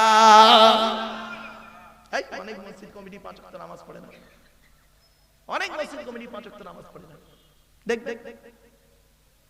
কেন কমিটি দেখে তাদেরকে মসজিদে নামাজ পড়ে না, 5 ওয়াক্ত নামাজ পড়ে না। হতে পারে মসজিদে আসতে পারে না, হতে পারে এমন, হয়তো কলকাতায় থাকে, কাজ করে, ব্যবসা বাণিজ্য করে, নামাজই পড়ে না। অনেক মানুষ আছে মসজিদে আসতে পারে না, অসুস্থ, কিন্তু সে নামাজটা ছাড়ে না। এজন্য আপনাদেরকে বলি, নামাজ ছাড়বেন না। নামাজ এমন একটা, এই কোরআনে 82 জায়গায় বিভিন্ন অ্যাঙ্গেলে নামাজের কথা বলা আছে গো বাবা। আর নামাজের পরে পরে আকিমুস সালাত প্রায় জায়গায় বলা হয়েছে ওয়াতুজ যাকাত, যাকাত আদায় করো। নামাজ অনেকে পড়ে, যাকাত দেয় না। আপনারা জানেন এই বছর রমজান মাসে, এই 26 সালে রমজান মাসে অনেক মুসলমানই ঠিক মতো রোজা রাখেন, ঠিক না বেটি? সুস্থ শরীর রোজা রাখেন, সুস্থ শরীর রোজা রাখেন। আল্লাহর নবী একদিন মেম্বারে উঠে 3টে কথা বলেছিলেন। 3টে মেম্বারে উঠে বললেন আমিন আমিন আমিন। সাহাবীরা জিজ্ঞাসা করলেন, হে নবী, আপনি মেম্বারে উঠে আমিন আমিন করলেন, কাকে দেখে, কি বললেন বলুন? নবীজি বললেন, শোনো, আমি আমিন বললাম, জিবরাইল ফেরেশতা এই মাত্র আমাকে এসে বলল, হে নবী, ওই লোকটার প্রতি আল্লাহর গজব পড়বে, জাহান্নামে যাবে, যে লোকটা সুস্থ শরীর নিয়ে রমজান মাস পেল আর রোজা আদায় করলো না, ওর প্রতি আল্লাহর গজব। নবী বললেন, আল্লাহ তুমি কবুল করো। আপনি কি ভাবছেন সুস্থ শরীর নিয়ে রোজা রাখেন, ঈদের মাঠে এসে ইমাম সাহেবের বুকে বুকে মিলছে, আপনার ঈদ রোজা কবুল হয়ে গেছে? ভাবছেন ঈদ কবুল হয়ে গেছে নাকি? স্ত্রীকে মারধর করে, ঈদের দিনে স্ত্রীকে মারধর করেছেন, তার মরা বাপটাকে কবর থেকে তুলে এনেছেন, মরা মাটাকে কবর থেকে তুলে এনে আপনি ইমাম সাহেবের বুকে বুকে মিলছেন। আপনি ভাবলেন আপনি ঈদের নামাজ আল্লাহ কবুল করে দিয়েছে। ধর্মের বিকৃতিকারী মানুষ, এত সোজা নয়। চলো, এরপরে নামাজ এমন একটা ইবাদত, যে ইবাদতের ক্ষমতা অনেক বেশি। আমার রাসূল কোনোদিন নামাজ ছাড়তেন না, যত কষ্ট হোক। রাসূলের জীবনের শেষ বাক্য শব্দ ছিল কি জানেন? ইন্তেকালের শেষ শব্দ ছিল সালাত, as-সালাত, সালাত, নামাজ, নামাজ। রাসূল যখন ইন্তেকাল করেন, আম্মা জান আয়েশাকে, ওনার স্ত্রী আয়েশা, আম্মা জান আয়েশাকে বললেন, নবীর স্ত্রীরা হলো আমাদের মা। কি বললাম? নবীর স্ত্রীরা কি হবে আমাদের? জোরে বলো, মা। এই জন্য আম্মা জান খাদিজা বলা হয়, আম্মা জান আয়েশা বলা হয়। কেন? তার প্রমাণ কি? এই কোরআনে আছে, সবই রয়েছে এর ভিতরে। এই কিতাবটা পড়ুন না, এই কিতাবটা না পড়ে, এর ব্যাখ্যাগুলো না পড়ে, হাদিসগুলো না পড়ে তৃতীয় ব্যক্তির মতামতকেও গুরুত্ব দিয়েছেন, তা আপনার উপরে তো গজব পড়বেই। আপনি কোরআন হাদিসকে ছেড়ে দিয়েছেন। নবীজির স্ত্রীরা আমাদের মা, তার প্রমাণ কি শুনুন। সূরা আহজাব 21 নম্বর পারার 17 নম্বর পৃষ্ঠা 11 নম্বর লাইন, সূরার নাম সূরা আহজাব। আন নাবিয়্যু আউলা বিল মুমিনিন, নবী হচ্ছে মুমিনদের কাছে সবথেকে শ্রেষ্ঠ, আল্লাহর পরি। আর ওয়াজওয়াজুহু, নবীর স্ত্রীরা হলেন উম্মাহাতুহুম, তাদের মায়ের মতো। জোরে বলুন সুবহানাল্লাহ। এই জন্য আম্মা জান আয়েশা বলবেন, আম্মা জান খাদিজা বলবেন, কথা মনে থাকবে, ভুল বুঝবেন না, আমি কোরআন থেকে দলিলটাও দিয়ে দিলাম। চলো চলো। তো আম্মা জান আয়েশা বলছেন, আল্লাহর নবী ইন্তেকাল করছেন, তদাবিও শেষবারে বললেন, আয়েশা একবার মসজিদে নববীর দিকে আমাকে চোখ মানে মুখটা ঘুরিয়ে দেখাও না, আমি আমার সাহাবীদের জীবনের শেষবারে অন্তত তাদের নামাজ পড়াটুকু একটু দেখি। হযরত আবু বকর সিদ্দিক রাদিয়াল্লাহু তাআলা আনহু নামাজ পড়াচ্ছেন, রাসূল দেখলেন, খুব খুশি হলেন, আমার উম্মতেরা তারা নামাজি হয়ে গেছে। আল্লাহ, ওগো আল্লাহ, আমি যতটুকু দায়িত্ব আমাকে দিয়েছেন আমি পালন করে চলে যাচ্ছি। কি ভাবলেন? আপনি নামাজই পড়েননি। আপনি ভাবলেন কি নামাজটা শুধু একটা ধর্মীয় কাজ? না, এটি একটি ব্যায়াম। আমি ওখানে বসে বসে, ছিল না কেন বাবা কমিটির ছেলেরা, ওখানে বসে বসে প্রায় 1-1.5 ঘন্টা ওদের সঙ্গে বকছিলাম এই সব। আজ আমরা নামাজটাকে করলাম কি, অন্যদিকে নিয়ে চলে গেলাম। একজন নামাজি কোনোদিন চিটিংবাজ হতে পারে না, একজন নামাজি কোনোদিন মুনাফিক হতে পারে না, একজন নামাজি কোনোদিন সুদখোর হতে পারে না, একজন নামাজি কোনোদিন জেনাকারী হতে পারে না, একজন নামাজি কোনোদিন মদখোর হতে পারে না, একজন নামাজি কোনোদিন চুগলখড়ি করতে পারে না, একজন নামাজি কোনোদিন এক মুমিন অপর মুমিনের কষ্ট দিতে পারবে না। কি ভাবলেন? আপনি তো ফর্মালিটি শুধু ওঠেন আর বসেন মসজিদে গিয়ে। নামাজের মধ্যে কি আছে কি জানেন? নামাজের মতো নামাজ পড়ুন, তাহলে দেখবেন নামাজের মধ্যে কি পাবেন। ওই গিয়ে ওই সেজদা দেন আর রুকু করেন, তো তাও আবার জুম্মার দিনে যান সকলের শেষে আর বেরোন সকলের আগে, ঠিক না বেটি?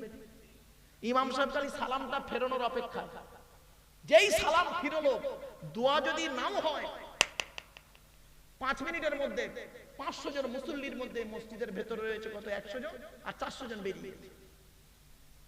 সুন্নত নফল টফল কিচ্ছু নেই, শুধু নামাজ ফরজটুকু পড়ে চলে গেল। বাবা এত সহজ ভাবলেন আপনি? চলো চলো। এবার আসছি 4 নাম্বারটা কি, মসজিদ কমিটি হতে গেলে ওয়াত যাকাত, যাকাত আদায় করতে হবে। এখানে অনেক মানুষ আছেন যাদের উপরে যাকাত ফরজ হয়ে গেছে, তারা ইচ্ছাকৃত যাকাত দেয় না।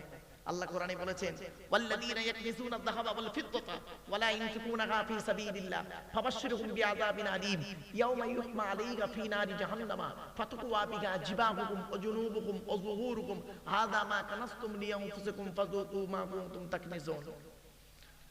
সূরা তাওবার মধ্যে বলা হয়েছে 10 নম্বর পারা 11 নম্বর পৃষ্ঠা, সূরার নাম সূরা তাওবা। যারা যাকাত দেয় না, তোদের টাকা পয়সা ধন সম্পদ সোনা চাঁদি গুলোকে কিয়ামতের মাঠে আগুনের বেড়ি করে গলায় পরিয়ে দেওয়া হবে। আপনি কি ভাবছেন? যেখানেই নামাজের কথা বলা হয়েছে বেশিরভাগ জায়গায় যাকাতের কথা বলেছেন আল্লাহ। নামাজ পড়ো, যাকাত দাও। অনেকে নামাজ পড়ে যাকাত দেয় না। চলো, আবার অনেকে যাকাত দেয় নামাজ পড়ে না, ঠিক না বেটি? অনেকে দেখবেন নামাজ পড়ে না কিন্তু দান খয়রাত খুব করে। চলো চলো। 5 নাম্বার হলো ওয়ালাম ইয়াখশা ইল্লাল্লাহ। মসজিদ কমিটি ওই লোকটা হবে যে লোকটা নাকি আল্লাহ ছাড়া কাউকে ভয় করবে না। আমার বাপেরা, ভয় যদি করতে হয় আল্লাহকে করবেন। আল্লাহ পাক বলছেন, ওয়ামাইয়ুতিইল্লাহা ওয়ার রাসূলা ওয়ায়াখশাল্লাহা ওয়ায়াখশাল্লাহা ওয়ায়াত্তাকিহি ফাউলাইকা হুমুল ফাইজুন। সূরা নূরের মধ্যে আল্লাহ রাব্বুল আলামিন বলে দিলেন 18 নম্বর পারার 15 নম্বর পৃষ্ঠা, সূরার নাম সূরা নূরের মধ্যে আল্লাহ বলে দিলেন, যে ব্যক্তি আল্লাহকে অনুসরণ করবে আর তার রাসূলকে অনুসরণ করবে আর আল্লাহকে ভয় করবে, ওয়ায়াত্তাকি এবং মুত্তাকি, আল্লাহকে ভয় করবে, পরেজগার অবলম্বন করবে, আর কি করবে? আল্লাহর ভয় তার মধ্যে থাকবে। ফাউলাইকা হুমুল ফাইজুন, তারাই দুনিয়াতে এবং আখিরাতে সফলকামী হবে। আপনি জান্নাত খুঁজতে গেছেন মসজিদের ভিতরে, জান্নাত খুঁজতে গেছেন মসজিদের ভিতরে। আল্লাহর নবী বলছেন, জান্নাত তুই মসজিদে পাবি তো? জান্নাত কোথায় পাবি বান্দা শুনে রে, ইন্নাল জান্নাতা তাহতা আকদামিল উম্মাহাত। এ ছেলে মেয়েরা, তোদের জান্নাত হলো তোদের বাপ আর মায়ের পায়ের তলায়। বাপের ভাত দেয় না, মার ভাত দেয় না, শাশুড়ির হজে নিয়ে যাচ্ছে, উনি ভালো জামাই। ছি ছি ছি ছি। আগে ভালো ছেলে হন, পরে ভালো জামাই হবে। আমরা এখানে বসে আছি, অনেকে ভালো জামাই হতে পেরেছি, ভালো ছেলে হতে পারি না, ঠিক না বেটি? আমার শ্বশুর লোককে বলে আমার জামাই খুব ভালো, আমার শাশুড়ি লোককে বলে আমার জামাই খুব ভালো। আমার জন্মদাতা বাপটা কি বলে শুনবেন? ওকে জন্ম দিয়ে পাপ করেছি। পেটে ধরা মাটা কি বলে শুনবেন? পেটে ধরে ভুল করেছি। কেন? কেন? যে মা 10 মাস 10 দিন গর্ভে ধারণ করলো, দুনিয়ার মুখটা বড় কষ্ট করে দেখালো, শীতকাল বর্ষাকাল গ্রীষ্মকাল কোনো কালকে দেখলো না, আঁচল ঢাকা দিয়ে নিয়ে রাখলো। যে মা করলো কি পৃথিবীর জমিনে বন্ধু বন্ধুর গায়ে পেশাব ফিরে দিলে বন্ধু চটে যায়, অভাগিনী মায়ের কোলে কত রাতের ঘুম কেড়ে নিলাম, একবারও কোনো মা ফেলে দেয় নাই। ঠিক না বেটি? সেই মাকে কাঁদালেন, সেই মাকে কষ্ট দিলেন, বইয়ের কথা শুনে, শ্বশুর শাশুড়ির কথা শুনে, মাঠে খেটে খেটে মাথার ঘামকে পায়ে ফেলে নিজের মুখের আহার কেটে খাইয়ে মানুষ করেছিল যে বাপ, যার টাকায় আজকে আপনি মাস্টার ডাক্তার ইঞ্জিনিয়ার প্রফেসর হলেন, আর সেই বাপকে কাঁদালেন, বাপটাকে মাটাকে বৃদ্ধাশ্রমে রেখে এলেন। আপনাকে শিক্ষিত লোক বলতে ঘৃণা লাগে। What is the definition of education? Education শব্দের অর্থটা কি? ওটাকে ভাঙলে কি হয় শুনবেন? E D U C A T I O N. E থেকে ইগারনি, ডি থেকে ডেভেলপমেন্ট, ইউ থেকে ইউনিভার্সাল, সি থেকে ক্যাপাবিলিটি, এ থেকে অ্যাক্টিভ, টি থেকে টলারেন্স, আই থেকে ইন্টেলিজেন্ট, ও থেকে ওবিডিয়েন্স, এন থেকে ন্যাচারাল। এতগুলি গুণে গুণান্বিত বস্তুকে বলা হয় এডুকেশন বা শিক্ষা। যাকে তাকে শিক্ষা বলে না। শিক্ষাটা নেবে কে? যে নেবে তাকে বলা হয় স্টুডেন্ট। Who is student? কে স্টুডেন্ট? খালি স্কুলে গেলি স্টুডেন্ট নয়, ওই 10টাই গেল 4টেই এলো, আমতলা জামতলা বুড়ির বেলতলা বাঁশতলা, ইকোপার নিকোপার চিড়িয়াখানা ভিক্টোরিয়া জাদুঘর তারামণ্ডল, নদীর পার্কে বসে প্রেম নিবেদন করলো, সারা বছর করলো না, পরীক্ষার খাতায় টুকরিয়া চুরি করলো, স্যার ধরলো ছুরি মারলো, এর কোনোদিন স্টুডেন্ট বলে না। স্টুডেন্ট হতে গেলে কতগুলো গুণ থাকতে হবে?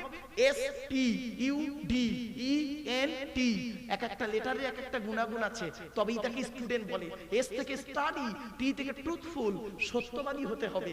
এখনকার স্টুডেন্টরা বেশিরভাগ মিথ্যাবাদী। ঠিক না বেটা? এখন লেখাপড়া কোথায় হয় শুনবেন?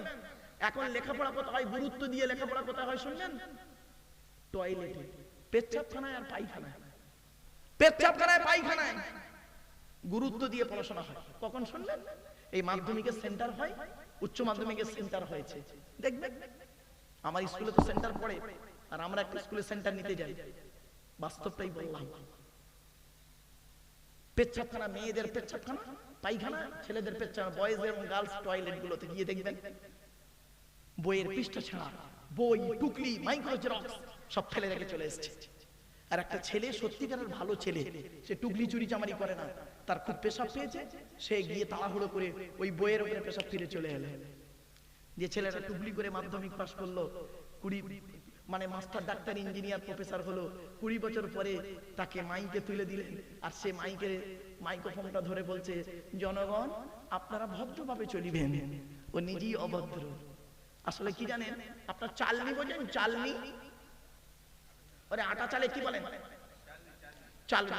চালনির পিছনে ছিদ্র কটা? অসংখ্য। চালনির পিছনে ছিদ্র কটা? অসংখ্য। আর সূচ বোঝেন? সূচ, সূচের পেছনে ছিদ্র কটা? একটা। তো চালনি একদিন সূচকে বলছে, কে বলছে? কে বলছে? কথা বলুন না একটু। চালনি বলছে কাকে? সূচকে, তোর পিছনে ছিদ্র কেন বে? তা সূচ কি উত্তর দেবে? আমার তো একটা, আর তোর হাজারটা। আমরা এমন মানুষ না, নিজের পাপের বাটখারা দিয়ে, নিজের পাপ কোনোদিন ওজন করিনি, নিজের পাপের বাটখারা দিয়ে অন্যের পাপ ওজন করি। ঠিক না বেটি? আচ্ছা, আমার ভাষা বুঝতে পারছেন? বুঝতে পারছেন তো বাবা? আমরা এমন মানুষ না, দুধওয়ালা লোকের বাড়ি বাড়ি যায়, দুধ কিনে কেউ খেতে চায় না সহজে। মদওয়ালা দোকান দিয়ে পাশকুড়ায় বসে আছে, ও মোটর সাইকেলে তেল পুড়িয়ে মদ কিনে খেয়ে মারামারি করে হাজি সাহেবের বেটা রমজান মাসে পাশকুড়া থানায় লকাবে চুপ মেরে বসে। দুধওয়ালা কোথায় গিয়েছিল? ওর বাড়ি গিয়েছিল, দুধ কিনে খাই নাই। আমরা এমন মানুষ না, দুধওয়ালাকে বলি, এই দুধে পানি দিসনি তো, আর মদে পানি মিশিয়ে খায়। আমরা এমন মানুষ না, 100 টাকা চোরকে 100 টাকা চোরকে গাছে বেঁধে মারি। 100 টাকা চুরি করেছে, তাকে ধরে গাছে বেঁধে মারি। 1000 কোটি টাকার চোরকে স্টেজে তুলে ফুলের তোড়া দিয়ে উত্তরীয় গায়ে দিয়ে সংবর্ধনা জানিয়ে স্যালুট জানায়। ঠিক না বেঠিক? বাবাজি, আমার গাড়ির সামনে একটা বোর্ড লাগানো আছে, দেখবেন, ওয়ার্ল্ড হিউম্যান রাইটস কাউন্সিল, বিশ্ব মানবাধিকার পরিষদ। আমি একজন ন্যাশনাল প্রেসিডেন্ট দিল্লিতে। বাস্তবটাই বললাম আপনাদের কাছে, কথাগুলো শুনতে একটু টক লাগতে পারে, কিন্তু এর মধ্যে কিছুই না কিছু থাকবেই আছে। চলুন আগিয়ে যাই। এজন্য অনুরোধ করে আপনাদেরকে বলে যাচ্ছি, কথাগুলো একটু মাথায় রাখুন, আল্লাহকে ভয় করুন। এতক্ষণ আপনাদের কাছে বাস্তব জীবন থেকে কিছু কথা তুলে ধরেছি, হয়তো সাময়িক একটু রেগে গেছেন অনেকে। চলো একটু কোরআনের ভেতরে ঢুকি। একবার উচ্চ আওয়াজে দরুদ শরীফ, আল্লাহুম্মা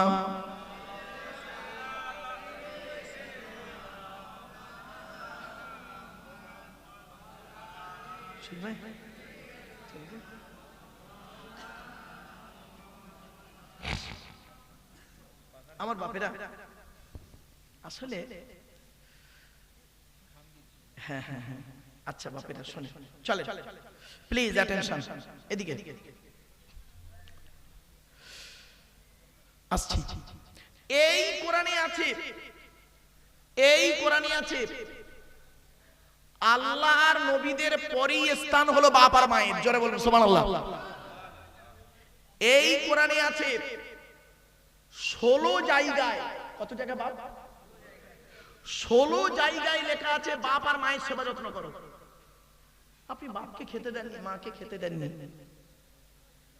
আপনি একজন ভালো মানুষ ভাবলেন? কোনদিন নয়। আপনি বাপ মা সম্পর্কে আপনার ধারণাটাই নেই। মা তার ছেলেকে কতদূর পর্যন্ত তুলতে পারে বলতে পারেন? আমাদের মায়েরা আমাদেরকে কতদূর তুলেছিল? এক মিনিট, এদিকে ভাব। আমাদের মায়েরা আমাদেরকে কতদূর তুলেছিল বলবো, দেখবেন, এদিকে তাকান। খুব বেশি হলে কাঁধ পর্যন্ত, ঠিক না বেটা? মায়েরা বাচ্চাদের কিরকম নেয় বলুন না, এই পর্যন্ত, এর বেশি আর মা তুলতে পারে না। আর বাপ তার ছেলেকে সর্বপ্রথম কাঁধে তোলে। কাঁধে তুলে বাপ বোঝাতে চায়, ওরে বেটা, আমি গরিব বলে লেখাপড়া শিখতে পারিনি, তুই অন্তত আমি যতদূর দেখতে না পাচ্ছি, তুই আমার কাঁধে বসে তার থেকে আরো অনেক দূরে দেখ, তার থেকে অনেক দূরে দেখ।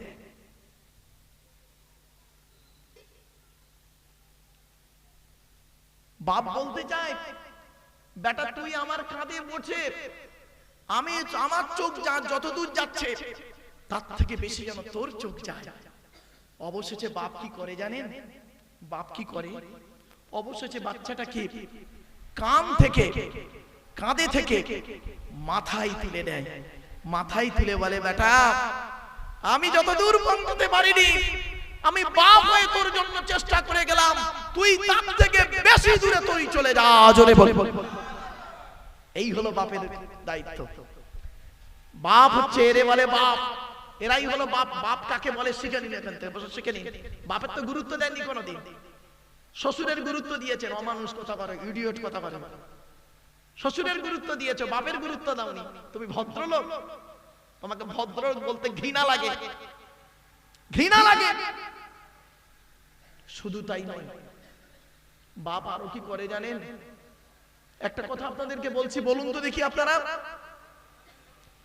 মায়ের শাড়ি মেয়েরা পড়তে দেখেছেন, দেখেননি? আরে ভাই বলুন না, এটা কথা বলুন না আপনারা। আসলে কি জানেন, আমার বক্তব্য শুনতে গেলে একটু জবাব দেবেন। কারণ একটা টিচার যখন ক্লাস করাতে গিয়ে যদি ধরুন একজন টিচার অঙ্ক করাচ্ছেন, তো অঙ্ক করাতে করাতে যদি স্টুডেন্টদেরকে বলে বুঝতে পেরেছিস, তো স্টুডেন্টরা যদি বলে হ্যাঁ স্যার, তখন টিচারটার পড়ানোর মানসিকতা আরো বেড়ে যায়, ঠিক না বেটি? আর যদি টিচারটা বলে পড়তে বুঝতে পেরেছিস, আর সমস্ত স্টুডেন্ট যদি চুপ মেরে থাকে, তখন টিচারটার মনের মানসিকতা কি হয় জানেন? আমার পড়ানোটা এরা বুঝতে পারছে না, কখন ঘন্টাটা বাজবে বলতো, কিছু বুঝতে পারলেন? তা আমি এটাকে একটা ক্লাস বলে মনে করি।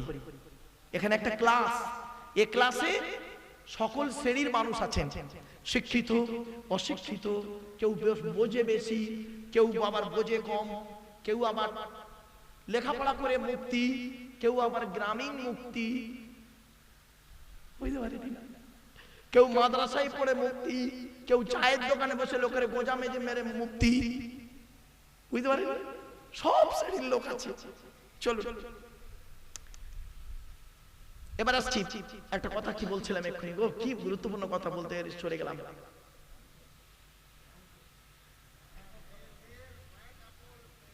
Thank you. মায়ের কাপড় মেয়েদেরকে পরতে দেখেছেন আপনারা, তাই তো? আমরা দেখেছি। কোনদিন দেখেছেন বাপের জামা ছেলেকে পরতে? খুব কম। কেন জানেন? বাপের বেশি জামা থাকে না, বাপের বেশি জামা থাকে না, তাই ছেলেরা পরতে পারে না। মায়ের শাড়ি অনেকগুলো থাকে, মা মরে গেলে মেয়েরা পরে। বাপ কি ভাবে জানেন? আমি না পরি, না পরবো, আমার বউটা পরলে, আমার বাচ্চারা পরলে, মেয়ে পরলে আমি খুশি। আর সেই বাপটাকে কাঁদালে, বাপের ভাত দাও না, মার ভাত দাও না। আল্লাহর নবী বললেন, ইন্নাল জান্নাতা তাহতা কদামিল উম্মাহাত, এ ছেলে মেয়েরা তোমাদের জান্নাত হলো তোমাদের বাপ আর মায়ের পায়ের তলায়। আল্লাহর নবী আরো বলছেন, শুনুন, আল্লাহর নবীর কাছে একজন যুবক ছেলে এসে বলছেন, হুজুর ইন্নী উরিদুল জিহাদ ইয়া রাসূলুল্লাহ, যুদ্ধের ময়দানে শহীদ হতে চাই। নবীজি বললেন, কলা হাইয়ুন আবওয়াকা, তোমার বাপ আর মা কি বেঁচে আছেন? ছেলেটি বললেন, জি হ্যাঁ, আমার বাম্মা বেঁচে আছে।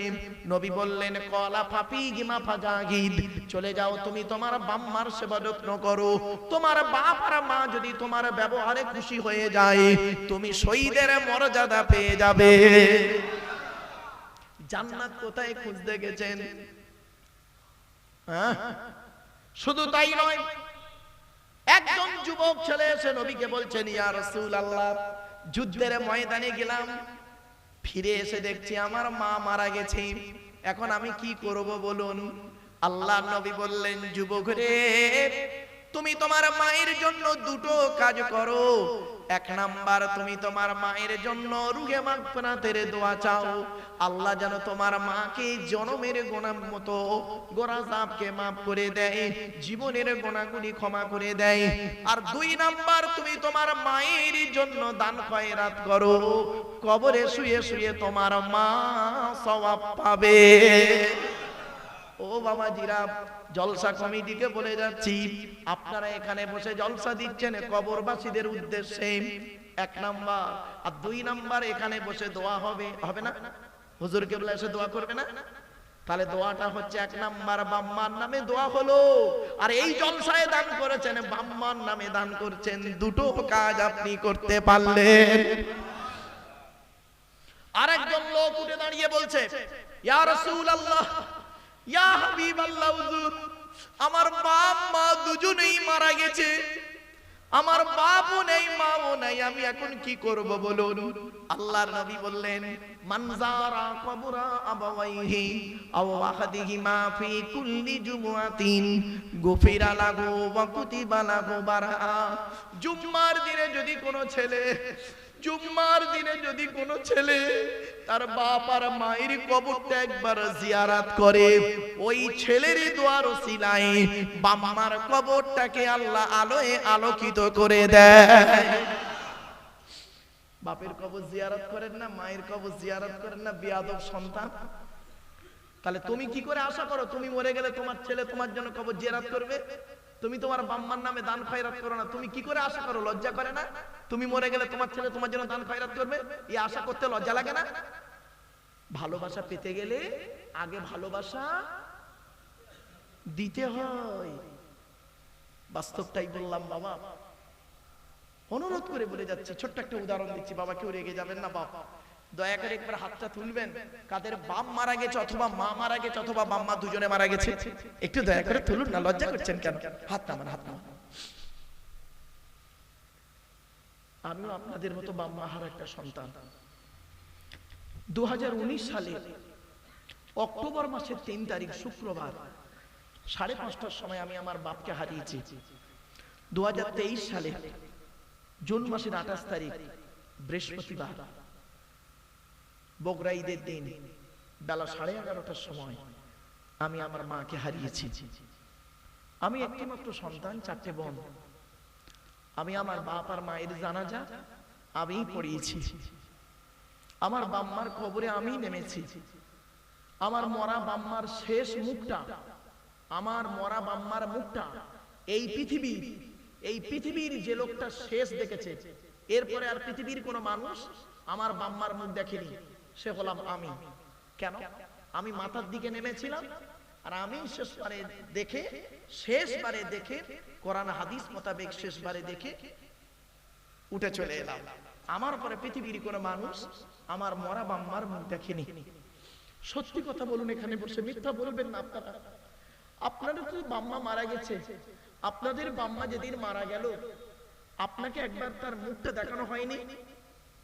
দেখেছেন তো শেষবারে আপনি আপনার বাপের মরা মুখটা, মায়ের মরা মুখটা দেখার পরে যখন আপনার মাম্মার মুখটাকে বন্ধ করে দিয়ে ওই যে খাটিয়াটা নিয়ে চলে গেল, মাটি দিয়ে চলে এলেন, সত্যি কথা বলুন এখানে বসে বসে, ওই যে মাম্মার মরা মুখটা দেখে চলে এলেন, আজ পর্যন্ত পৃথিবীর কোন মানুষকে অন্তর থেকে আব্বা বা মা বলে ডাকতে পেরেছে? বলুন। শ্বশুর কোনদিন বাপ হতে পারে না, শ্বশুর কোনদিন বাপ হতে পারে না, শাশুড়ি কোনদিন মা হতে পারে না। শ্বশুর তোমার বাপ হয়েছে 20 বছর পরে তার মেয়ে দেওয়ার কারণে, শাশুড়ি তোমার মা হয়েছে 20 বছর পরে তার মেয়ে দেওয়ার কারণে, আর তোমার বাপ হয়েছে যেদিন তুমি মায়ের পেটে এসেছিলে সেই দিন থেকে, তোমার মা হয়েছে যেদিন তুমি মায়ের পেটে এসেছিলে সেই দিন থেকে। এই জন্য গায়ের চামড়া কেটে যদি মায়ের আর বাপের জুতো বানিয়ে দাও, তথাপিও বাপ আর মায়ের এক ফোঁটা দুধের ঋণ শুধতে পারবে না। আল্লাহ রাসূল বলেছেন, শোনো পৃথিবীর মানুষ, তোমার বাম্মা যদি হকের উপরে খুশি থাকে, রাদিয়াল্লাহু ফি রাদিয়াল ওয়ালিদাইন ওয়া সাকতুল্লাহি ফি সাকতিল ওয়ালিদাইন, তোমাদের বাম্মা যদি তোমাদের উপরে হকের উপরে নারাজ থাকে, আল্লাহ নারাজ হয়ে যাবে। হকের উপরে তোমাদের বাম্মা যদি খুশি হয়ে যায়, বাম্মাকে খুশি করবেন। যাদের বাম্মা মারা গেছে দান খয়রাত করবেন।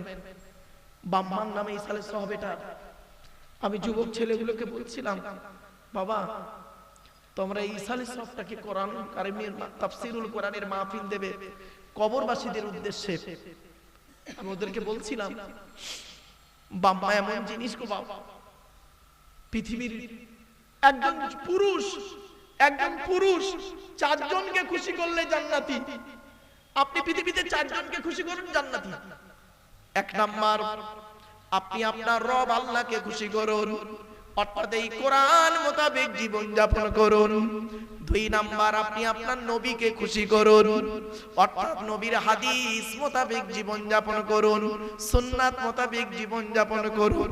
3 নাম্বার, জন্মদাতা বাপকে খুশি করুন। 4 নাম্বার হলো পেটে ধরা মাকে খুশি করুন। এই 4 জন যদি পৃথিবীতে খুশি হয়ে যায়, তুমি জান্নাতে যাবে। তুমি এই 4 জনকে খুশি করোনি, আল্লাহ নবী বাম্মাকে খুশি না করে একটা মেয়েকে খুশি করছে, ওর বউকে খুশি করছে, বউয়ের বাম্মাকে খুশি করছে। আবার তাদেরও মন চায় না বউয়ের ভাই ভাবির খুশি করছে, তারও মন ভরে নেই, আবার তার শালাকে খুশি করছে। আল্লাহ বলে, তুই এই 4 জনকে খুশি কর, সারা পৃথিবী তোর পাগল হবে। আর তুই 4 জনকে খুশি করবি নি, তাহলে সারা পৃথিবীর খুশি করে করে চল, পাগল হয়ে যাবি লাস্টে। কি বুঝলেন বাপেরা? কথাগুলো বাড়ি থেকে একটু ভাববেন। যে আল্লাহর আলোচনা করছি, সে আল্লাহর পরিচয়টা কি? আল্লাহ নিজেই বললেন, কুল, নবী তুমি বলো, হুয়াল্লাহু আহাদ, আল্লাহ হলেন একক, আল্লাহুস সামাদ, আল্লাহ হলেন অমুখাপেক্ষী। আল্লাহ কারণ মুখাপেক্ষী নন, সারা পৃথিবী তার মুখাপেক্ষী। 3 নাম্বার, লাম ইয়ালিদ ওয়া লাম ইউলাদ, আল্লাহ কাউকে জন্ম দেয়নি, আল্লাহকেও কেউ জন্ম দেয়নি। 4 নাম্বার ওয়ালাম ইয়াকুল্লাহু কুফুয়ান আহাদ, আল্লাহর সমকক্ষ কেউ নেই। ঠিক না বেঠিক? এই যে সূরাটি আমি পড়লাম, এই সূরাটি কেন পড়লাম শুনে নিন। এই সূরাটি হলো আল্লাহর পরিচয়। এই সূরাটি আরবি ভাষায় বাংলায় অর্থ করে বলে দিলাম। 3 নাম্বার হলো এই সূরাটির মধ্যে 4টে ধর্ম বেরিয়েছে, মুশরিক, ইহুদি, খ্রিস্টান, ইসলাম।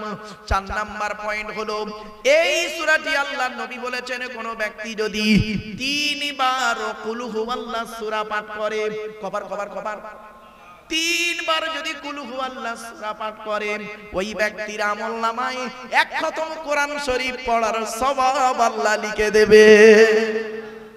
ও মুরব্বি বাবাজিরা, নিজের নাতির গায়ে ফুঁক দেবেন এই কুল হুয়াল্লাহ সূরা 3 বার পড়ে, কুল আউযু বিরাব্বিল ফালাক আর কুল আউযু বিরাব্বিন নাস, সূরা ফাতিহা, আয়াতুল কুরসি পড়ে, দরুদ শরীফ পড়ে নিজের নাতির গায়ে, বউয়ের গায়ে, ছেলের গায়ে, মেয়ের গায়ে ফুঁক দেবেন।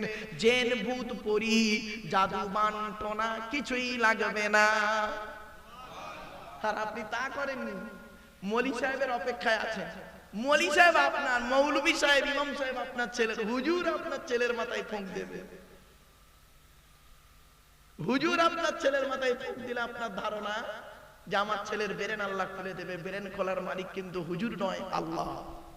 আপনি আপনার সন্তানকে যে ভালোবাসা দিয়ে ফুঁক দেবেন, অন্য ব্যক্তি সেই ভালোবাসা দিয়ে ফুঁক দেবে। আপনার বাপ মরে গেছে, আপনি যে মহব্বত ভালোবাসা দিয়ে মোনাজাতে কাঁদবেন, যার বাপ বেঁচে আছে সে ওই মহব্বত ভালোবাসা দিয়ে কাঁদবে। আপনার কান্না আপনি নিজে কাঁদুন।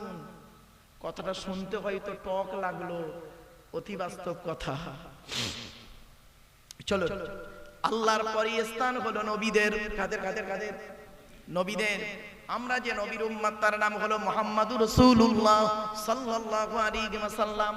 এখন নবীর পরিচয়টা আপনাদেরকে একটু দিয়ে যাই।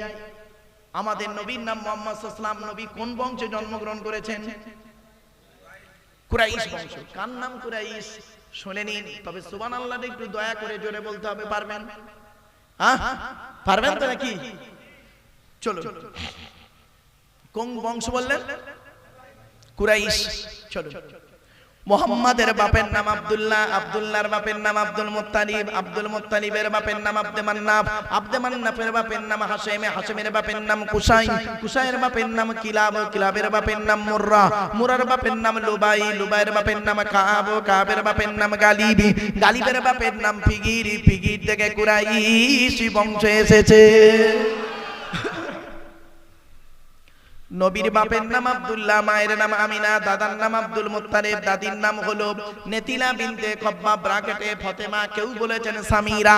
নবীর নানার নাম হলো আব্দুল ওয়াহাব জুহুরি, নবীর নানির নাম হলো বারিরা বা বাররা, নবীর দুধমার নাম হলো হালিমা, নবীর দুধ বাপের নাম হলো হারেস, নবীর দুধ ভাইয়ের নাম আব্দুল্লাহ, নবীর বাপের নাম আব্দুল্লাহ, নবীর দুধ ভাইয়ের নাম আব্দুল্লাহ। দুজন এক করে ফেলবেন না। নবীর জন্ম 570 খ্রিস্টাব্দে। ইংরেজি কি মাস ছিল? 29শে আগস্ট।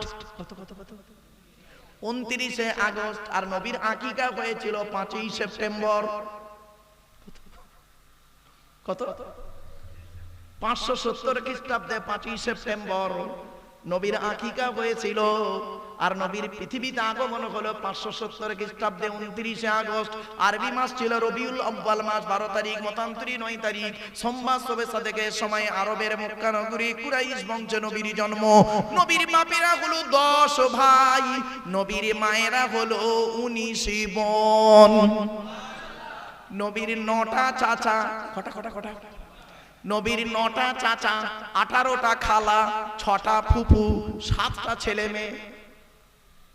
আপনি তো নবীর কিছুই জানেন না, শুধু আই লাভ মুহাম্মদ সাল্লাল্লাহু আলাইহি ওয়াসাল্লাম বলেন না। আমি মুহাম্মদ সাল্লাল্লাহু আলাইহি ওয়াসাল্লামকে ভালোবাসি। ওকে ভালোবাসা বলে না। আগেই বলেছিলাম ভালোবাসা আর ভালো লাগা, মনে পড়ছে? আপনি নবী সম্পর্কে কিছুই জানলেন না। নবী কে? খালি এতটুকুই জানলেন তিনি আমাদের রাসূল, এই বলে শুধু বললে হবে না। আল্লাহ রাসূলকে আপনি যেই দিকে নিয়ে যাবেন সেই দিকে আমার রাসূল হলো শ্রেষ্ঠ। পৃথিবীর সব নিয়ামতের মধ্যে আল্লাহ রাসূল রয়েছেন। ছোট্ট উদাহরণ দিয়ে দিই, শুনে নিন। শিক্ষকদের দিক থেকে যদি ধরেন, পৃথিবীর শ্রেষ্ঠ শিক্ষকের নাম হলো মুহাম্মদ সাল্লাল্লাহু আলাইহি সাল্লাম। যদি বৈজ্ঞানিকের দিকে দেখেন, পৃথিবীর সেরা বৈজ্ঞানিক হলো মুহাম্মদ সাল্লাল্লাহু আলাইহি সাল্লাম। ডাক্তারের দিক থেকে যদি দেখেন, পৃথিবীর সেরা ডাক্তার হলো মুহাম্মদ সাল্লাল্লাহু আলাইহি সাল্লাম। পৃথিবীর সর্বশ্রেষ্ঠ ব্যবসায়ীর দিক থেকে যদি দেখেন, পৃথিবীর সর্বশ্রেষ্ঠ ব্যবসায়ী হলেন হযরত মুহাম্মদ সাল্লাল্লাহু আলাইহি সাল্লাম। যদি রাষ্ট্রপতি খুঁজতে যান, পৃথিবীর সেরা রাষ্ট্রপতি ছিলেন আমার রাসূল মুহাম্মদুর রাসূলুল্লাহ। কোন দিকে নেবেন মুহাম্মদ সাল্লাল্লাহু আলাইহি সাল্লামকে? আপনি তো শুধু একটাই জানেন, লা ইলাহা ইল্লাল্লাহ মুহাম্মাদুর রাসূলুল্লাহ, এইটুকুই শুধু জেনেছেন। চলুন, মুহাম্মদ সাল্লাল্লাহু আলাইহি সাল্লামের 9টা চাচা, কটা 9টা চাচার নাম কি? বড় চাচার নাম হারেস, কি বললাম? হারেস, জুবায়ের, মুকাইয়িম, ফাইদাক, জাইদাক, আবু লাহাব, হামজা, আব্বাস, আবু তালেব। নবীর বাপ হলো আব্দুল্লাহ। নবীর 7টা ছেলে মেয়ে, 3টে পুত্র সন্তান, 4টে কন্যা সন্তান। 3টে পুত্র সন্তানের নাম কি? বড় ছেলেটার নাম হলো কাসিম, তারপরে ছেলেটার নাম হলো তাহের বা তৈয়েব, ছোট ছেলেটার নাম হলো ইব্রাহিম। 4টে কন্যা সন্তানের নাম কি?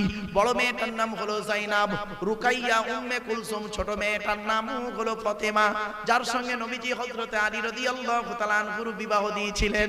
সকলে আপনারা জানেন। আম্মা জান শুধু তাই নয়, মা ফাতেমা যেদিন আলীর ঘরে গিয়েছিলেন, হযরত আলীর ঘরে যাচ্ছেন, জীবনের প্রথম শ্বশুর বাড়ি যাচ্ছেন। ও বাবাজিরা, এখানে যত শ্বশুর বসে আছেন, অর্থাৎ যারা মেয়েকে বিয়ে দিয়েছেন তারা শ্বশুর, ঠিক না বেটি? তো এখানে অনেকে মেয়ের বিয়ে দেননি, হ্যাঁ? তাহলে যারা মেয়ের বিয়ে দিয়েছেন তারাই শ্বশুর। আল্লাহর নবীও তার মেয়েকে বিবাহ দিয়েছিলেন, ঠিক না বেটি? তাহলে আল্লাহর নবীও একজন শ্বশুর, আর আপনিও একজন শ্বশুর। চলুন, দুই শ্বশুরের পার্থক্য কতটুকু দেখি। আপনি আপনার মেয়েকে যখন শ্বশুর বাড়ি পাঠিয়েছিলেন, কি বলে পাঠিয়েছিলেন? কি বলে পাঠিয়েছিলেন? বরের গাড়িতে মেয়েটা উঠছে, তা মেয়েটা ওর মার গলা জড়িয়ে কেঁদেছে, বোনেদের গলা জড়িয়ে কেঁদেছে, লাস্টে বাপের গলা জড়িয়ে কাঁদছে। আর আপনি বাপ কি বলে সান্ত্বনা দিচ্ছেন? কাঁদিসনি মা, কাঁদিসনি, আমরা কাল সকাল সকাল যাচ্ছি। তা তুই সকালবেলা গিয়ে কি করবি? তুই তো গিলে চলে আসবি। কথাটা শুনতে একটু খারাপ লাগলো, কিন্তু আল্লাহর নবীর বলছি, আপনি আপনার মেয়েকে যখন শ্বশুর বাড়ি পাঠিয়েছিলেন, কি দিয়ে পাঠিয়েছিলেন? খাট, গদি, ড্রেসিং টেবিল, আলমারি, খাটের সঙ্গে 2টো ছোট ছোট মাথার বালিশ, বিশাল বড় একটা ঠ্যাং বালিশ, ঠিক না? আপনি এই দিয়ে পাঠিয়েছিলেন। এবার চলুন, নবী তার কন্যা ফাতেমাকে হযরতে আলী রাদিয়াল্লাহু তাআলা আনহুর বাড়ি পাঠাচ্ছেন। কি দিয়ে পাঠিয়েছিলেন? কি বলে পাঠিয়েছিলেন? শুনে নিন। কি দিয়ে পাঠিয়েছিলেন? একটা 2টো জামা দিয়েছিলেন। কটা? 2টো জামা দিয়েছিলেন, একটা পানির কলসি দিয়েছিলেন, আর একটা কম্বল দিয়েছিলেন, একটা খেজুর পাতার চাটাই দিয়েছিলেন, একটা জাঁতা দিয়েছিলেন। আর কি দিয়েছিলেন জানেন? একটি মাত্র চামড়ার বালিশ দিয়েছিলেন। একজন ব্যক্তি জিজ্ঞাসা করলেন, ইয়া রাসূলুল্লাহ, ফাতেমা এবং আলী দুইজন তো, আপনি একটা বালিশ কেন দিলেন? আল্লাহর নবী বললেন, আমি জানি ফাতেমা আলী দুইজন, কিন্তু আমি একটা বালিশ দিলাম কারণ আর স্বামী স্ত্রী এক বালিশে মাথা রেখে ঘুমালে আল্লাহর রহমত, মহব্বত, ভালোবাসা আল্লাহ বাড়িয়ে দেয়। আর আপনি কি করেছেন? ওই মেয়ের বাপেরা 2টো বালিশ দিয়েছেন। এবার আসছি, আপনি আপনার মেয়েকে কি বলে শ্বশুর বাড়ি পাঠিয়েছেন? কাঁদিসনি মা, কাঁদিসনি, কাল সকাল সকাল যাচ্ছি, এই বলে মেয়েকে বরের গাড়িতে তুলেছিলেন। আর মা ফাতেমাকে আল্লাহর নবী কি বলে শ্বশুর বাড়ি পাঠিয়েছিলেন? শুনে নিন, বলবো। মা ফাতেমা যখন শ্বশুর বাড়ি যেদিন যাচ্ছিলেন, সেদিন আব্বাজানকে বলছেন, আব্বাজান, আজ আমার আম্মা জান তো বেঁচে নেই, অর্থাৎ মা খাদিজা রাদিয়াল্লাহু তাআলা আনহা ইন্তেকাল করেছেন। সকলে জানেন আপনারা, আজ তো মা বেঁচে নেই, আপনি আমার বাপ, আপনি আমার মা। আজ আমি স্বামীর বাড়ি যাচ্ছি, আব্বা জান আপনি আমাকে কিছু উপদেশ দিন। আল্লাহর নবী বললেন, নবীর ভাষাটা শুনুন। আর আপনারা কি করেছেন? নবী বললেন, ফাতেমা, একটা কথা ভালো করে শুনে নাও মা, আলীকে দ্বিতীয়বার ডাকতে যেন না হয়, অর্থাৎ এক ডাকে আলীর সাড়া দেবে। আর আপনি কি করেছেন? লজ্জা করে না? আপনি আবার বলেন আমি মেয়ের বাপ, আপনি দায়িত্বই পালন করেন। আসলে দোষ আপনাদের নয় গো বাপ, আমরা আপনাদেরকে এই ধরনের কথাগুলো তো বলিনি, আপনারা জানবেন কি করে? আপনাদেরকে তো বলেছি কিভাবে, আপনাদেরকে বলেছি কি, দিল জানের মা দিল ছোটা আন্ডা, আল্লাহ তার কবরি করু জান ঠান্ডা, এরা বলে সুবহানাল্লাহ। এই তো ওয়াজ করেছি আপনাদেরকে। এর গোজা মেরেছি, ওরে গোজা মেরেছি, একে উল্টো বলেছি, ওকে ফাঁসি দিয়েছি, এই তো ওয়াজ করেছি আমরা। তো আপনারা তাই শিখেছেন, দোষ আপনাদের নয়, আমাদের দোষ।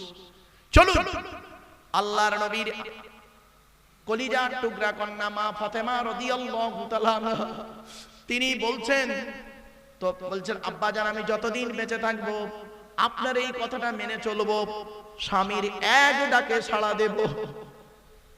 তো হযরত আলী রাদিয়াল্লাহু তাআলা আনহু করেছেন কি, একদিন রাসূলুল্লাহর দরবার থেকে বাড়ি আসছেন, একটু রাত হয়ে গেছেন, একটু গভীর রাত হয়ে গেছেন। হযরত আলী রাদিয়াল্লাহু তাআলা আনহু রাস্তায় আস্তে আস্তে মনে মনে ভাবছেন, ইস ছি ছি ছি, আজকে এত রাত করে ফেললাম, বাড়িতে ফাতেমা একা আছে, দুটো ছোট ছোট বাচ্চা হাসান হুসাইন আছে, আমার এত রাত করা বাড়িতে ঠিক হলো না, বাইরে। তো উনি একটু নিজেকে লজ্জিত হলেন, হযরত আলী রাদিয়াল্লাহু তাআলা আনহু নিজেকে লজ্জিত হয়ে বাড়ির সামনে গিয়ে গেটে দরজায় বালাটা ধরে আস্তে করে একটু খালি হালকা করে নাড়া দিয়ে খালি বলেছেন আস্তে আওয়াজে, ফাতেমা। একবার ডেকেছে, সঙ্গে সঙ্গে মা ফাতেমা ঘরের ভিতর থেকে লাব্বাইক বলে দরজা খুলে দিয়েছে। হযরত আলী রাদিয়াল্লাহু তাআলা আনহু বললেন, ফাতেমা কিছু মনে করো না, আজকে রাসূলুল্লাহ দরবার থেকে আসতে একটু দেরি করে ফেলেছি। শোনো একটা কথা বলি, কাল থেকে তুমি আর হাসান আর হোসাইন তিনজনে খাওয়া দাওয়া করে ঘুমিয়ে পড়বে, আর আমার জন্য খাবার রেখে দেবে, আমি এসে খাওয়া দাওয়া করে ঘুমিয়ে পড়বো, আমার জন্য রাত জেগে বসে থাকতে হবে না। মা ফাতেমা সেদিন কি বলেছিল জানেন? এই শরীফ আমাদের মেয়েরা, মা বোনেরা, মানুষের চামড়া যদি গায়ে থাকে শুনে নাও, শরীফা, শরীফ আবাদ গ্রামটার নাম বোঝেন? কত সুন্দর নাম। নামের বড়াই করো না কো, নাম দিয়ে কি হয়, নামের বড়াই করো না কো, নাম দিয়ে কি হয়, নামের মাঝে পাবে না কো নামের পরিচয়। ঠিক না? নামের বড়াই করো না কো, নাম দিয়ে কি হয়, নামের মাঝে পাবে না কো নামের পরিচয়। মতি ঝিলে মতি নাই, মতি কোথায় রয়, ঢাকা শহর খোলা থাকে, ঢাকা নাহি হয়। নাম তার মতিঝিল, গিয়ে দেখবেন খালি বাঁশ গাছার পায়খানা, নাম কিন্তু মতিঝিল। এজন্য বাবা বাড়িতে গিয়ে ভাববেন, ও শরীফ আমাদের মা বোনেরা শুনে নাও, মা ফাতেমা সেই দিন হযরত আলী রাদিয়াল্লাহু তাআলা আনহুকে বলেছিলেন, প্রাণের স্বামী, এটা হলো আমার মায়ের স্বভাব আর বাপের অর্ডার। কি বললো? কি বললো? মায়ের স্বভাব বাপের অর্ডার। হযরত আলী তো চমকে গেলেন, মায়ের স্বভাব বাপের অর্ডার, এটা আবার কি? বলছে আচ্ছা ফাতেমা একটু খুলে বলো তো মায়ের স্বভাবটা কি শুনি প্রথম। বলছে আমি আমার মা খাদিজাকে দেখেছি, আমার মা আমাদের 4 বোন জয়নাব, রুকাইয়া, উম্মে কুলসুম, আমি ছোট মেয়ে ফাতেমা, আমাদের 4 বোনকে খাইয়ে দিয়ে শুইয়ে আমার মা খাদিজাকে আমি নিজে চোখে দেখেছি। আমার মা আব্বাজান রাসূলুল্লাহর জন্য অপেক্ষা করতেন, জীবনে কোনোদিন একা একা খাইনি। আমার আব্বাজান যতক্ষণ না বাড়ি আসছেন ততক্ষণ পর্যন্ত আমার আম্মাজানকে আমি নিজে চোখে দেখেছি। দরজা দিয়ে দরজা লাগিয়ে দিয়ে হেলান দিয়ে দাঁড়িয়ে দাঁড়িয়ে আল্লাহ আল্লাহর জিকির করতে শুনেছি। আর আমার আব্বা জান গভীর রাতে এসে যখন একবার খাদিজা বলে ডাকতেন, আমার আম্মা জান লাব্বাইক ইয়া রাসূল আল্লাহ বলে দরজা খুলে দিতেন। এই অভ্যাসটা আমি মায়ের থেকে শিখে নিয়েছি। আপনার স্ত্রী আপনার জন্য, আপনার মেয়ে আপনার জামাইয়ের জন্য এরকম করে, আসলে আপনার স্ত্রী তো আপনার জন্য করেনি, ডাইসটাই তো খারাপ, ডাইসটাই তো খারাপ। ডাইস যদি ভালো হয় ও ডাইস থেকে যে মালটা বেরোবে ভালোই বেরোবে, আর ডাইসটা যদি বেঁকা হয় ও ডাইস থেকে যেটা বেরোবে বেঁকাই বেরোবে। এই ডাইসটার নাম হলো বাপ আর মা। জন্ম দিলে বাপ হওয়া যায় না, পেটে ধরলে মা হওয়া যায় না। আল্লাহ নবী বলেছেন, আন আবি হুরায়রা রাদিয়াল্লাহু তাআলা আনহু ক্বালা রাসূলুল্লাহ সাল্লাল্লাহু আলাইহি ওয়াসাল্লাম হাক্কুল ওয়ালিদি আলাল ওয়ালাদি সালাসাতু আশিয়া। প্রত্যেক পিতামাতার দায়িত্ব হলো ছেলে এবং মেয়ের উপরে তিনটি। এক নাম্বার হলো, এই পিতামাতা তুমি করবে কি, তোমার ছেলে মেয়ে যখন জন্মগ্রহণ করবে সুন্দর সুন্দর নাম রাখবে, ডান কানে আযান দেবে, বাম কানে ইকামত দেবে, অর্থ থাকলে আকিকা করবে। এক নম্বরে তিনটে ব্যাখ্যা কোন বাম্মা করেছেন। নাম তো আব্দুল গফফার, আব্দুল করিম, আব্দুল জব্বাদ, আব্দুর রহমান নাম রাখেননি, এমন নাম রেখেছেন বাপরে বাপ, নামের মানেটাই আপনি হয়তো জানেননি। শুধু তাই নয়, দুই নাম্বার হলো ওয়াইজা ওয়ালাদা ওয়াইয়াল্লিমুহুল কিতাবা। ছেলে মেয়ে যখন কথাবার্তা বলতে শিখবে তাকে কোরআনের শিক্ষা দেবে। এজন্য আপনাদেরকে বলে যাচ্ছি, শুনে রেখে দিন, বয়স্ক মুরব্বীদের বলে যাচ্ছি, বয়স তো হয়ে গেল, দাড়ি তো পেকে গেল, এবার কবরে ঢুকবেন, লোকের গোজা মারতেও কেন এখনো ছাড়লেন না? অনুরোধ করে বলে যাচ্ছি, যদি মুসলমান খাঁটি হয়ে থাকেন, যদি এই জলসা আগামী বছর করেন, এক বছরের মধ্যে অনুরোধ করে বলে যাচ্ছি, আপনাদের মসজিদের ইমাম সাহেব যোগ্য মানুষ, তার কাছে বসে বসে কোরআন পড়াটুকু একটু শিখে নেবেন। আল্লাহ রাসূল বলেছেন, মান কোরআন কুরআন হরফান ফালাহু আশরু হাসানা। যে ব্যক্তি কোরআন থেকে একটা অক্ষর পড়বে, নামায়ে আমলনামায়ে 10টা নেকি আল্লাহ লিখে দেবে।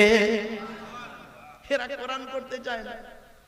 আপনি রাস্তার ধারে যাচ্ছেন, রাস্তার ধারে হাই রোডের ধারে একটা হোটেল আছে, আর হোটেলের সামনে একটা লাল কাপড় জড়ানো হাঁড়ি বসানো আছে, আর হোটেলের হেডিং আছে হাজি বিরিয়ানি। তো আপনি হোটেলের সামনে গেছেন, বিরিয়ানি সেন্ট আপনার নাকে আসছে, এইটা বেশি আনন্দ না হোটেলের ভিতরে ঢুকে এক প্লেট বিরিয়ানি কিনে খাওয়াটা আনন্দ?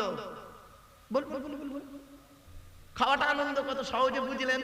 তা শুধু ডায়মন্ড হারবার থেকে আব্দুল্লাহ গিল মারুফকে টাকা খরচা করে দাওয়াত করে এনে কোরআন শোনাটা বেশি আনন্দ না নিজে কোরআন পড়তে পারলে আনন্দ? এ মুসলমান শিখতে চায় না, শুনতে চায়, ঠিক না বেঠি? আর আমার নবী সাহাবীরা শুনেছেন, শিখেছেন, আমল করেছেন। পার্থক্য এই জায়গাটায়। আমার বাপেরা, কথাগুলো হয়তো আপনাদের শুনতে একটু খারাপ লাগছে, কিন্তু অতি বাস্তব কথা বলে গেলাম। বাবা চলো না কি যাচ্ছি। তাহলে এক নাম্বার হলো কি, যে মা ফাতেমা কি বললেন, আমার মাকে যেটা দেখেছি মায়ের থেকে শিখেছি। তা বললো একটা নাই বুঝলাম মায়ের অভ্যাস, তা বাপের অর্ডারটা কি শুনি অন্তত। তো বলছে, আমি যেদিন আপনার বাড়িতে এসেছিলাম সেই দিন আমার আব্বা জানকে বললাম, আব্বা জান স্বামীর বাড়ি জীবনের প্রথম যাচ্ছি, কেমন ভাবে চলবো আপনি একটু বলুন। আব্বা জান বললেন, ফাতেমা আলীকে দ্বিতীয়বার ডাকতে জানো না হয়, অর্থাৎ আমি মরণ পর্যন্ত আপনার এক ডাকে যেন সাড়া দিয়ে যেতে পারি। আর আপনি আপনার মেয়েকে কি শিক্ষা দিয়েছেন? ডাইরেক্ট দেননি, ইনডাইরেক্ট দিচ্ছেন। আপনার বউ আপনার মেয়েকে শিখিয়ে দিচ্ছে।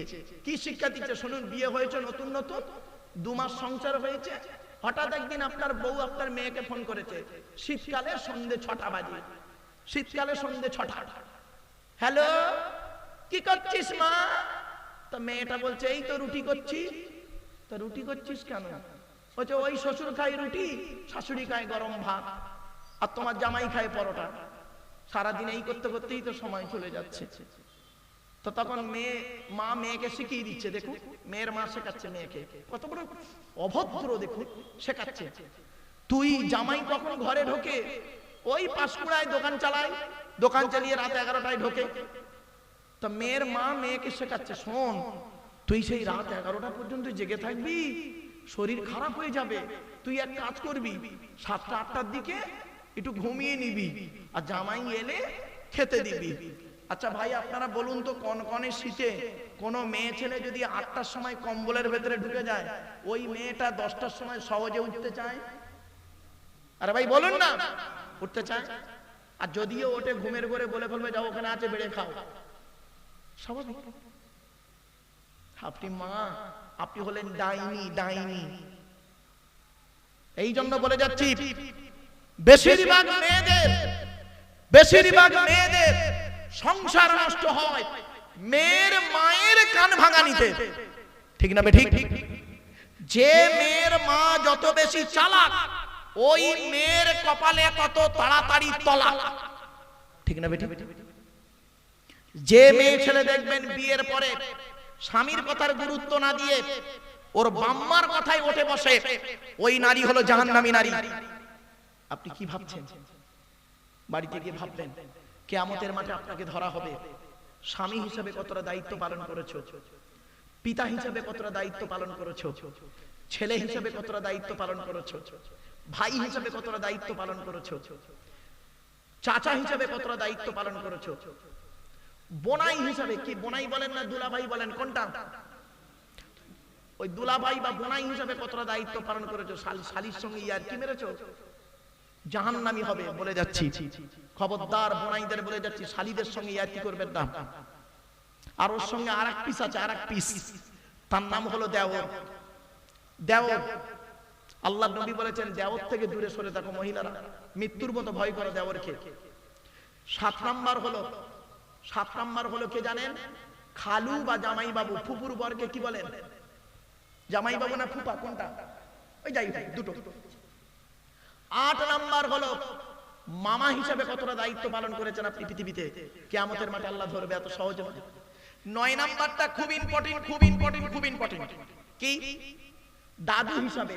এখানে অনেক দাদু বসে আছে, আল্লাহ বলবে এদিকে আয়, খুব তো নামাজ পড়েছি, রোজা রেখেছি, হজ করেছি, তাহাজ্জুদ করেছি, ইতিকাফ করেছি, তা তোর তো 4টে ছেলে ছিল, বড় ছেলেটা চাকরি করতো, বড় ছেলেকে লজেন কিনে বিস্কুট কিনে দিলি, তাই না? আর মেজো ছেলেটা গরিব, টোটো চালাতো, তার ছেলেকে কই লজেন কিনে দিলিনি? তোর মতো দাদু আজকের জাহান্নামী। কোথায় আছেন আপনি? 10 নাম্বার হলো নানা।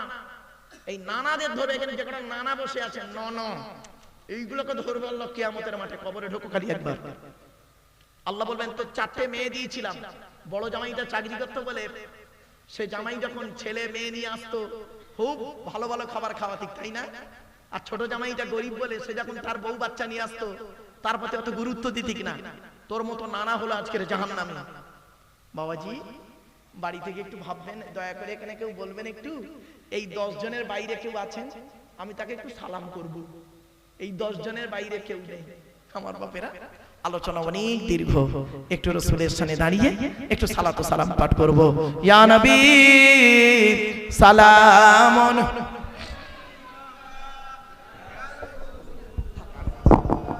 সুস্থ থাকুন, মানুষকে ভালোবাসুন। যাবার সময় কয়েকটা গুরুত্বপূর্ণ কথা আপনাদের কাছে বলে যাচ্ছি। বাপ, 1 নাম্বার হলো আল্লাহর প্রতি 100% ঈমান আনুন। আল্লাহর প্রতি 100% আপনি ঈমান আনুন। আপনি মনে রাখুন, এই পৃথিবীতে আমরা এসেছি মায়ের পেট থেকে, বাপের পৃষ্ঠ হতে, মায়ের পেট থেকে। আমাদের সঙ্গে কেউ যাবে না, একাকিত্বের জীবন নিয়ে চলে যেতে হবে। কবরে গিয়ে কি জবাব দেবেন? হযরত উসমান গনি রাদিয়াল্লাহু তাআলা আনহু তিনি যখন কবরের ধারে যেতেন খুব কান্না কাঁদতেন। তো ওনাকে অনেকজন জিজ্ঞাসা করতেন, আমিরুল মুমিনিন, তো আপনি কবর দেখলে এত কাঁদেন কেন? তো হযরত উসমান গনি রাদিয়াল্লাহু তাআলা আনহু বলেন, ও ভাই মুসলমানেরা, কবর হলো কিয়ামতের প্রথম ধাপ, প্রথম মঞ্জিল। কবর থেকে যদি কেউ রেহাই পেয়ে যায় কিয়ামতের মাঠে রেহাই পাবে, হাসরের ময়দানে রেহাই পাবে, জান্নাত পাবে। আর কবরেই যদি আটকে যায় সব শেষ। আপনি কি ভাবছেন আপনার সমস্ত কর্ম, চিন্তা ভাবনা, চেতনা, বিবেক, বুদ্ধি, গবেষণা সব কিন্তু লিপিবদ্ধ করা হচ্ছে। কে করছে? কিরামান কাতিবিন, দুই কাঁধের দুই সম্মানিত ফেরেশতা, লেখক। আপনি ভালো কাজ করলে সেটাও লেখা থাকবে, খারাপ কাজ করলে সেটাও লেখা থাকবে। মান জা বিল হাসানাতি ফালাহু আশরু আমসালিহা। আল্লাহ বলেন কোন বান্দা যদি কোনো ভালো কাজ করে তার বিনিময়ে 10টা নেকি পাবে, আর কোন বান্দা যদি খারাপ কাজ করে বিনিময়ে একটা পাপ লেখা হবে। ওমান আসা ফালাইহা। কি সুন্দর কথা, বাপরে বাপ। অতএব বাপেরা ভালো কাজের দিকে এগিয়ে যান। যারা ভালো কাজ করছে তাদেরকে উদ্বুদ্ধ করুন, আর যারা খারাপ কাজ করছে তাদেরকে বুঝিয়ে ভালো পথে আনার চেষ্টা করার দায়িত্ব হলো আপনাদের। ঠিক না বেঠিক? মুরব্বীদের দায়িত্ব হলো যুবকদেরকে বাবা বাছা বলে মসজিদে ডেকে আনা। কেন বললাম কথাটা জানেন? অনেক জায়গায় অনেক মুরব্বীকে দেখেছি, যেহেতু একটা যুবক ছেলে জীবনের প্রথম নামাজ পড়তে গেছে, যুবক ছেলে জীবনের প্রথম নামাজ পড়তে গেছে, তা সে তো জানে না নামাজের পদ্ধতি, ফরজ টরজ কি জানে না। সে বেচারা হয়তো নামাজের মধ্যে একটু নড়াচড়া করেছে, কি হাত নিয়ে একটু নাড়িয়েছে, ব্যাস। মুরব্বী করলো কি, সালামকে ইমাম ফিরি তাকে বড় বড় কথা বলে দিল। হ্যাঁ, নামাজ পড়ে আমরা মসজিদে এসেছি। ও তুমি মায়ের পেট থেকে আলেম হয়ে এসেছিলে বুঝি? এটা হলো অভদ্র অশিক্ষিত মানুষের পরিচয়। শুনবেন একটা ঘটনা বলি। আল্লাহর নবীর সামনে এক ব্যক্তি অজু করছিলেন, অজু। তো অজুটা এমন ভাবে করছেন, অজুর পানি ছিটিয়ে ছিটিয়ে ব্যক্তিদের গায়ে পড়ছে। তো নবী ওনাকে কিছু বললেন না। প্রথম ওনার অজু হয়ে গেল, হয়ে যাওয়ার পরে নবীজি বললেন, শোনো, আমি অজু করছি, একবার দেখো তো আমার হচ্ছে কিনা। তো নবীজি অজু করলেন, ব্যক্তিটি দেখলেন, দেখার পরে বললেন, ইয়া রাসূলুল্লাহ, আমার অজুর মধ্যে অনেক ভুল ছিল, আল্লাহ আমার সংশোধন করিয়ে দিল আপনার মাধ্যমে। নবী তো ওখানে বলতে পারতেন, বেয়াদব, অজু করতে পারি না। বাবা, মুরব্বীদের দায়িত্ব হলো, আপনারা তো কবরে যাবেন, আপনাদের খাটিয়াটা বইবে এই যুবকরা, আপনার খাটিয়াটা বইবে এই যুবকরা। এই জন্য আপনাদের দায়িত্ব হলো, মুরব্বীদের বলে গেলাম, বাপ, ছেলে হোক, ভাইপো হোক, নাতি হোক, আয় বাবা, আমরা মরে গেলে আমাদের পরেই তোরা আসবি, তাদেরকে ডেকে মসজিদে আনা। যুবকরা ভুল হলে তাদেরকে বোঝানো, এ বাবা শোন, তোরা এইভাবে কর, এইভাবে কর, ভালো হবে রে। তাদেরকে মেজাজ দিয়ে করানোটা ঠিক নয়।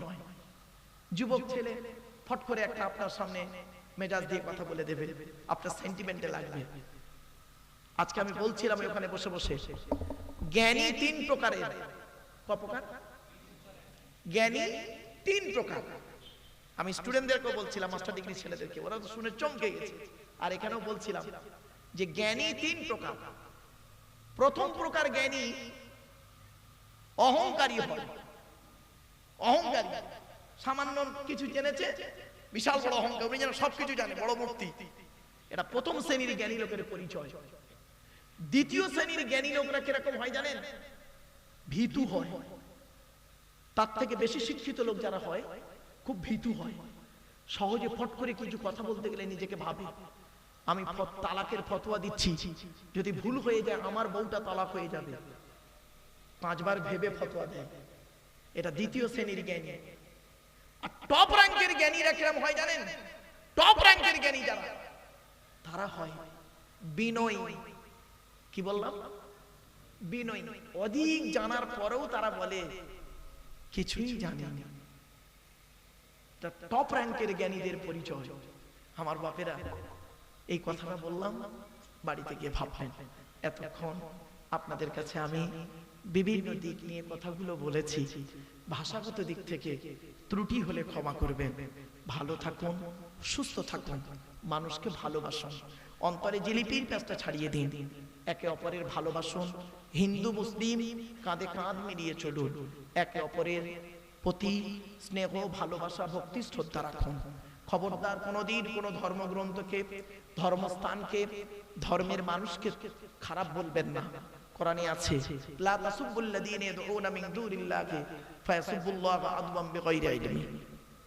আরেকটা কথা বলি বাপ, 2026 সালে আপনাদের এখানে ভোট কবে? 29 এপ্রিল। 23 আমাদের 29। আমি বলবো না, আমার বলার অধিকার এটা নেই বাবা। তবে আপনাদের কাছে একটা অনুরোধ করছি, ভোট যাকে খুশি তাকে দেবেন, তবে ভোটকে কেন্দ্র করে মাসুম মাসুম বাচ্চাদেরকে এতিম করবেন না, কোন নারীকে বিধবা করবেন না। আমার ভাষা বুঝতে পারছেন? কোন নারীকে বিধবা করবেন না, তার স্বামীটাকে মেরে দিয়ে আপনি কিছু করতে যাবেন না। আপনি যার জন্য একজনকে মার্ডার করবেন, সে কিন্তু আপনার জন্য বেশি দিন কাঁদবে না। সে কিন্তু এসি ঘরের মধ্যে বসে দুইজনে প্রতিদ্বন্দ্বী বসে চা খাবে। আর আপনি যার মারলেন তার ছেলেরা আপনার প্রতিশোধ নেবার চেষ্টা করবে। ঠিক না ঠিক? এই জন্য বাবা অনুরোধ করে বলে যাচ্ছি, খবরদার এটা থেকে সাবধানে থাকুন। নিজেদের মধ্যে ঝগড়া মারামারি ফিতনা ফাসাদ থেকে দূরে সরে থাকবেন। আর ঈমানটাকে ঠিক রাখুন। সামনের দিকের পাটা ফেলবেন সাবধানে, পেছন দিক থেকে পাটা তুলবেন সাবধানে। ব্যাস, চোখ কান নাক খোলা রেখে চলার জীবনটা চলুন। কয়েকদিন পৃথিবীতে আছি, আবার আমরা অন্ধকার নীরব নগরে চলে যাব। কবরের ধারে গেলে সালাম দিয়ে যাবেন, কবরবাসীর জন্য দোয়া করবেন। ওরাও আপনার জন্য, ওদের আত্মা আপনার জন্য দোয়া চাইবে। কবরবাসীদের উদ্দেশ্যে আপনি দান খয়রাত করবেন, আল্লাহ কবুল করবে। এতক্ষণ আপনাদের কাছে আলোচনা করলাম, ভাষাগত দিক থেকে ত্রুটি হলে ক্ষমা করবেন। আমার পরবর্তী বক্তা তিনি এখনই আসবেন, তার জ্ঞান গর্ব বক্তব্য আপনারা শুনবেন। আসুন মুক্তাসার মোনাজাত একটু করে দিই, তারপরে তিনি আসবেন। আল্লাহুম্মা আমিন। ربنا ظلمنا أنفسنا وإن لم تغفر لنا وترحمنا لنكونن من الخاسرين ربي زدني علما ربي ارحمهما كما ربياني صغيرا رب العالمين। যা কিছু বলিয়েছেন, পড়িয়েছেন, শুনিয়েছেন, পড়ার মধ্যে, শোনার মধ্যে, বলার মধ্যে ত্রুটিগুলি ক্ষমা করে দিন। ওগো দয়াময় আল্লাহ, জ্ঞানী গুণী বুদ্ধিজীবীদের মাঝখানে আমার মতো অধমকে যা কিছু বলালেন, আল্লাহ যদি তো কোনো রকমের ত্রুটি হয়ে যায়, গফফার নামের ওসিলা করে মাফ করে দিয়ে আল্লাহ আমাদের সঠিক পথ, কোরআন হাদিস ইজমা কিয়াস মোতাবেক চলার, বলার, আমল করার তৌফিক দান করুন। আল্লাহ আমার যুবক ভাইরা বড় কষ্ট করে মেহনত করে বাবাজিরা পূর্ণ সহযোগিতার মাধ্যমে স্নেহের কচি কচি বাচ্চাদের ভালোবাসায় সহযোগিতা, মা বোনেদের ভালোবাসা সহযোগিতা নিয়ে এই জলসা কায়েম হয়েছে। মাবুদ ওগো দয়াময়, আমাদের মাম্মা, দাদা দাদি, নানা নানি, খালা খালু, ফুফা ফুফু, মামা মামি, শ্বশুর শাশুড়ি যারা কবরস্থ হয়ে আছে, সকলের গুনাহকে মাফ করে দিন। যারা পৃথিবীতে হায়াতে আছেন তাদের সেবা করার তৌফিক দান করুন। আল্লাহ আমাদের সকলের ঋণ থেকে মুক্তি করে দিন, কন্যাদায়কে দূর করে দিন, সুপাত্র মিলিয়ে দিন। চাষাবাদ, রুজি রোজগার, ব্যবসা বাণিজ্যে কাজ কারবারে বরকত দান করুন। হালালকে গ্রহণ করা, হারামকে বর্জন করার তৌফিক দান করুন। কাফেরদের মোকাবেলা ইসলামকে জয়ী করে দিন। ভাই ভাইয়ের মহব্বত, স্বামী স্ত্রীর মহব্বত, বাপ বেটার মহব্বত, পাড়া প্রতিবেশীর মহব্বত, ভক্তি শ্রদ্ধা সম্মান বজায় রাখার তৌফিক দান করুন। আমি অদম গুনাহগার, আমার সঙ্গে অত আলিম হাফেজ, হাজি গাজি, জ্ঞানী গুণী বুদ্ধিজীবী মানুষেরা, বাবাজিরা, যুবক ভাইরা, স্নেহের কচি কচি বাচ্চারা, মা বোনেরা হাত তুলেছে। আল্লাহ যার হাতকে ভালোবাসেন তার হাতের উসিলা করে আমাদের দোয়াকে কবুল করে নিন। সুবহানা রাব্বিকা রাব্বিল ইজ্জাতি আম্মা ইয়াসিফুন ওয়া সালামুন আলাল মুরসালিন ওয়ালহামদুলিল্লাহি রাব্বিল আলামিন। ওগো আল্লাহ, ওগো দয়াময়, পৃথিবীর জমিনে সমস্ত আউলিয়া ইকরাম, উলামা ইকরাম, মুহাদ্দিসিন, মুফাসসিরিন, মুহাক্কিকিন, উসুলিন, ফাকিহিন সকলের আল্লাহ মুবারকের সওয়াব পৌঁছায় দিন। সাল্লাল্লাহু তাআলা আলা খায়রি খালকি মুহাম্মাদিন ওয়া আলিহি ওয়া আসহাবিহি আজমাইন ওয়াজআল আখির কালামিনা ইনদাল মাউতি লা ইলাহা ইল্লাল্লাহ লা ইলাহা ইল্লাল্লাহ লা ইলাহা ইল্লাল্লাহ মুহাম্মাদুর রাসূলুল্লাহ। আসসালামু আলাইকুম। বাপেরা, এতক্ষণ আলোচনা করলাম, আমার পরবর্তী বক্তা তিনি আলোচনা রাখবেন, তার জ্ঞান গর্ব বক্তব্য আপনারা শুনবেন। একবার তাকবীর দেন, নারায়ে তাকবীর, নারায়ে তাকবীর, নারায়ে তাকবীর। পীরনগর দরবার শরীফ, পীরনগর দরবার শরীফ। নারায়ে তাকবীর, দরুদ শরীফ। আল্লাহুম্মা সাল্লি